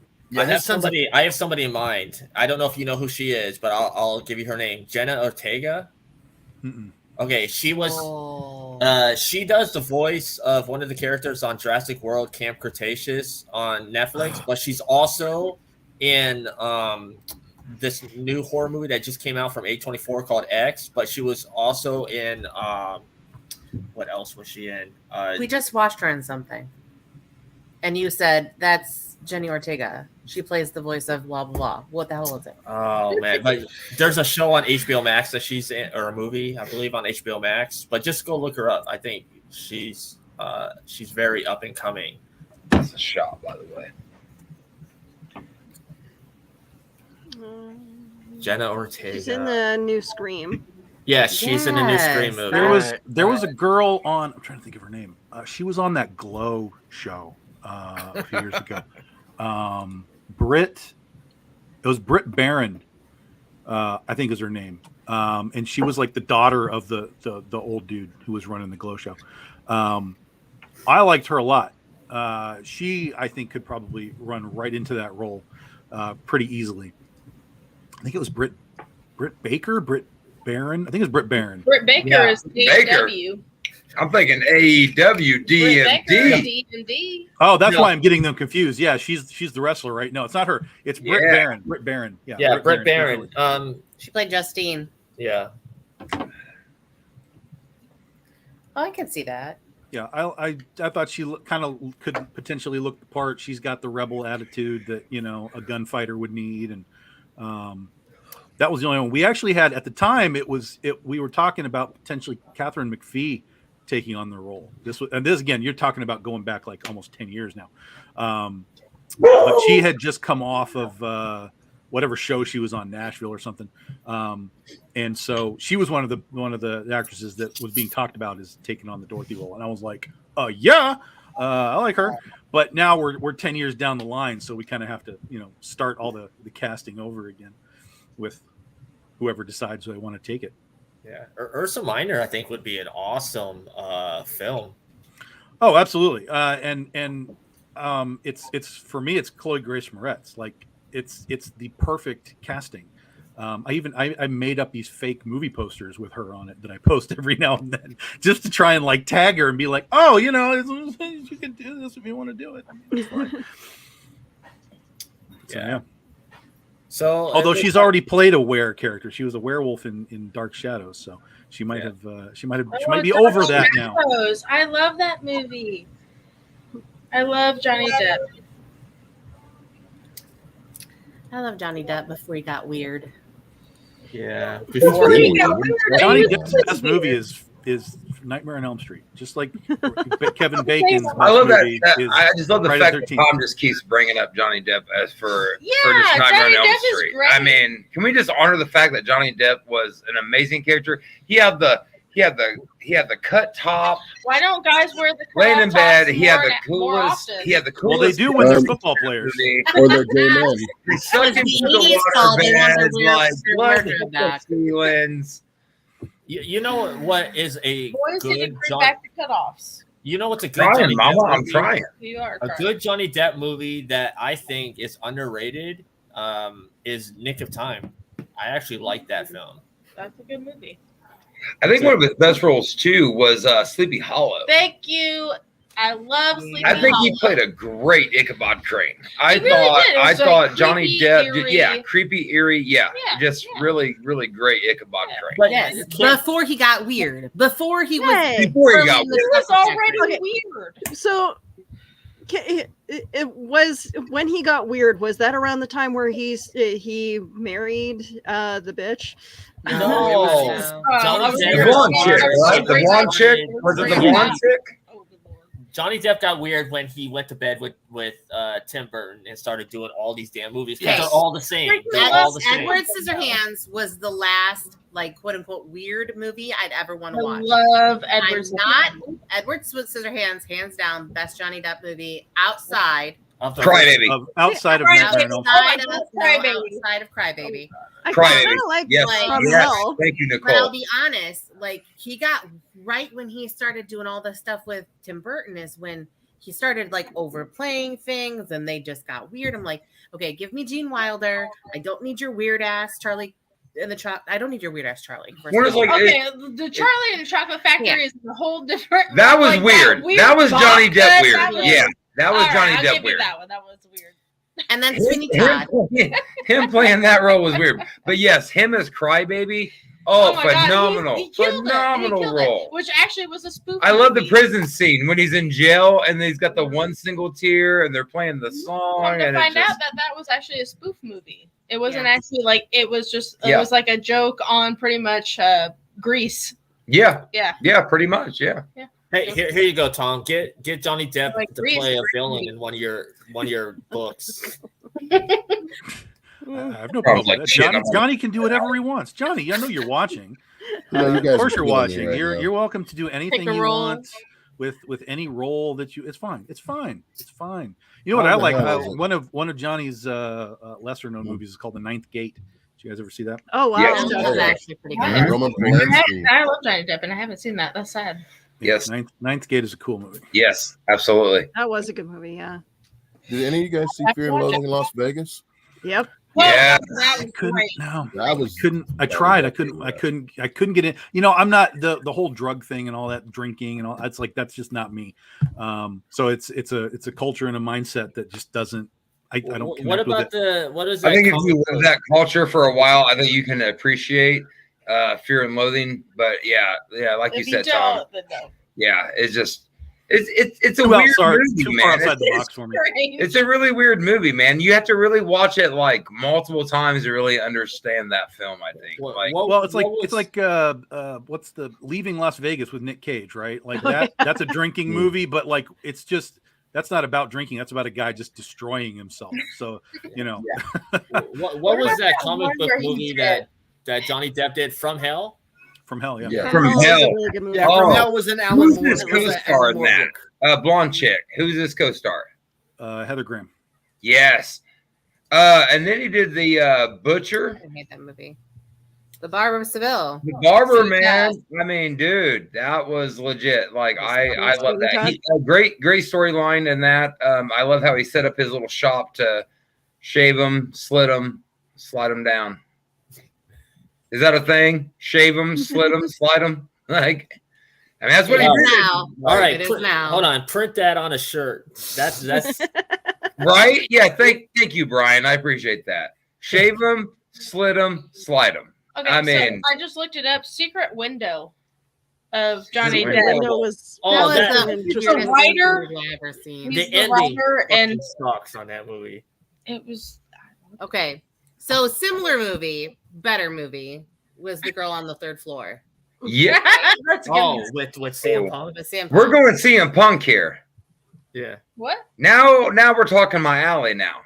That This was is my that dark was alley. a really good movie. Was that Tom not a good Hutchison, I movie though? very much It enjoyed really was. The Girl on the Third Floor was a great film. The scene that really messed me up the most was when Phil Brooks, CM Punk, came out and he had all the cuts. Yeah.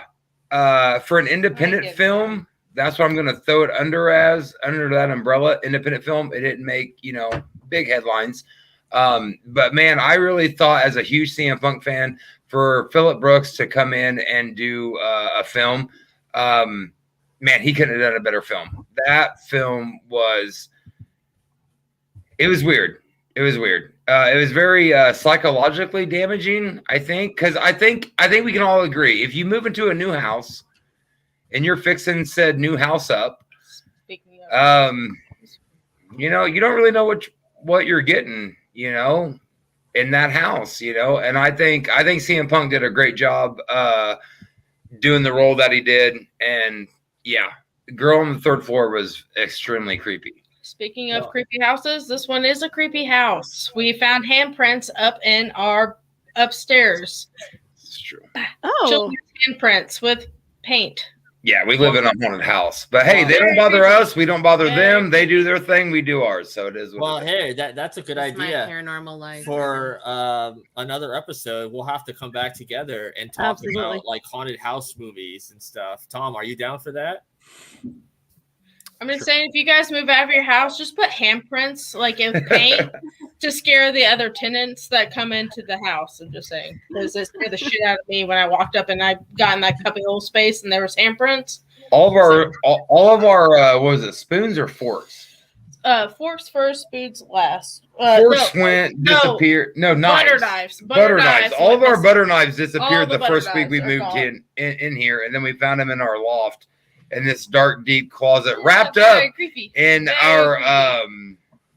we use a little mat thing to throw our dishes on once we clean them to let them air dry. We found them wrapped up in that. We put them away, Yeah. and then we magically found them. And now forks the have cubby hole. disappeared and spoons have disappeared. Very and, creepy. Very creepy home. yeah, they don't bother us. We don't bother them. So it I is don't what go it in is. the We share the same. basement myself. okay. So on Wednesday, I do a show called The Sideshow, and and also Cryptid Crunch. So you guys are welcome to join me if you guys want to talk about creepy stuff on either. Oh, show. I'm about it. For sure. Tell you the story about how we lost our cell phones for 3 hours. Yes. Yeah. Okay. So quick story. We lose our cell phones. Like we were literally playing music on my cell phone in the kitchen, and both our cell phones are on the table. Hers is on the charger. And long story short, we go to the basement to smoke a cigarette, which is where we're at now on the SWS set. And we come back upstairs and both of our cell phones are gone. Listen, We find these cell I phones had like to go 3 to our hours parents' later house across the street to call them just to try to hear a damn ringtone. We find them in the closet of our wrapped up in a bedroom witch's cloak. in her witch's fucking costume. Yeah. Weird. Face down. Wow. Yes. Yes. Very Did not find creepy. our cell phones. Very creepy. Okay. Yeah. Where did you guys get the witch's costume from?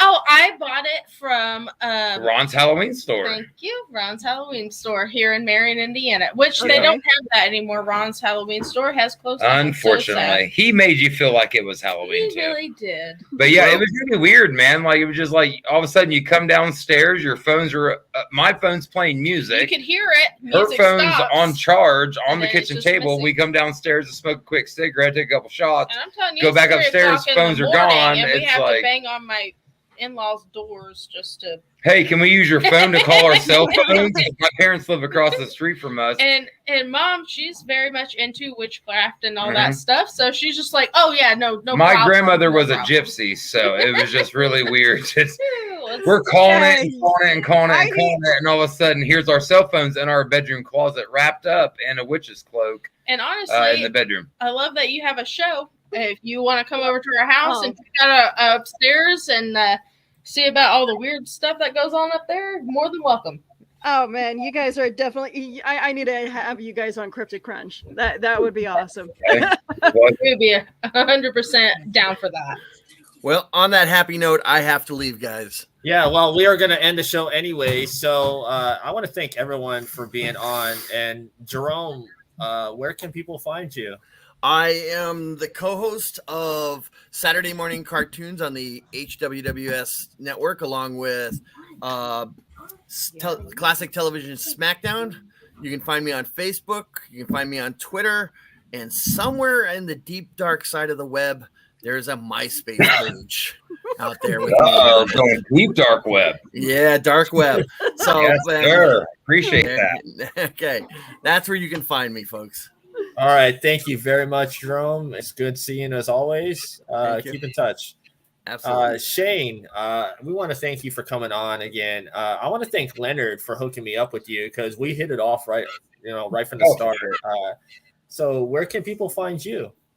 You can find me on YouTube. I do a monthly podcast, SWS Shoot Machine. You can find me on YouTube at SWS Shoot Machine. You can check me out on Facebook at SWS Shoot Machine, and you can add me on my personal account, Shane Eugene Timmons. So you guys check me out on that. Lenny, much respect, brother. I will see you April 9th, my good friend. Also, can I say something real fast? Tom, I love your ears. They're beautiful. I love them. Yeah, and when you guys pick up Tom's books, definitely leave me a review and leave Tom a review. I love to hear what people think of his writing. Yeah, man, she's huge into reading and stuff like that. So, books. like, yeah, she loves her books. So, as anything, Tom, fantasy, thank you, I'm man, by about the it. way, for that too. Sure. I also love your background. Fantastic. Leonard, as always, great to have you on. Where can the good folks find you? Thanks for having me. You can find me on YouTube under Leonard Pigg. You can see me on Facebook as well, facebook.com/Leonard Pigg. That's with 2 G's. Sexy Beard Club Press 2.0 is the new Facebook page. And you can check that out at your convenience. And you can also find me on talenthouse.com. So I'm all over the place. And a new episode of Canary Currency just dropped yesterday on Amazon Prime. So Christian Cash. Nice. Tom, it's always a pleasure to have you and your ears on. Yeah, man. Always good. Course, was that Geethra behind you there, right? Yep. Ghidra, of course. Everybody knows I'm down with the Godzilla pretty much 24/7. Yeah. So what do you have going on right now that you want to promote? We are about to launch Ursa Minor on April 2nd. So next Saturday we will be live. Horror book Ursa Minor is vampires, werewolves, all the blood, claws, and fangs that we love. None of the sparkly, angsty things that we don't love. It's the 10-year anniversary for Ursa Minor, so we're going to be celebrating it all year long with 3 Kickstarter campaigns to do a complete story arc for the book, and there'll be other things going along as well as we head into it. But Ursa Minor is our focus right now. So yeah. Yeah, and of course, people can find you BigDogInc.com and Big Dog Inc. Yeah, jump on Facebook, look up Big Dog Inc. You can friend me up as well. If you do the Twitter and the Instagram, it's just BDI Comics. That's where we are over there as well. So yeah, we're around. We're around. That's awesome. Well, as we do every show, it's time to ring that bell.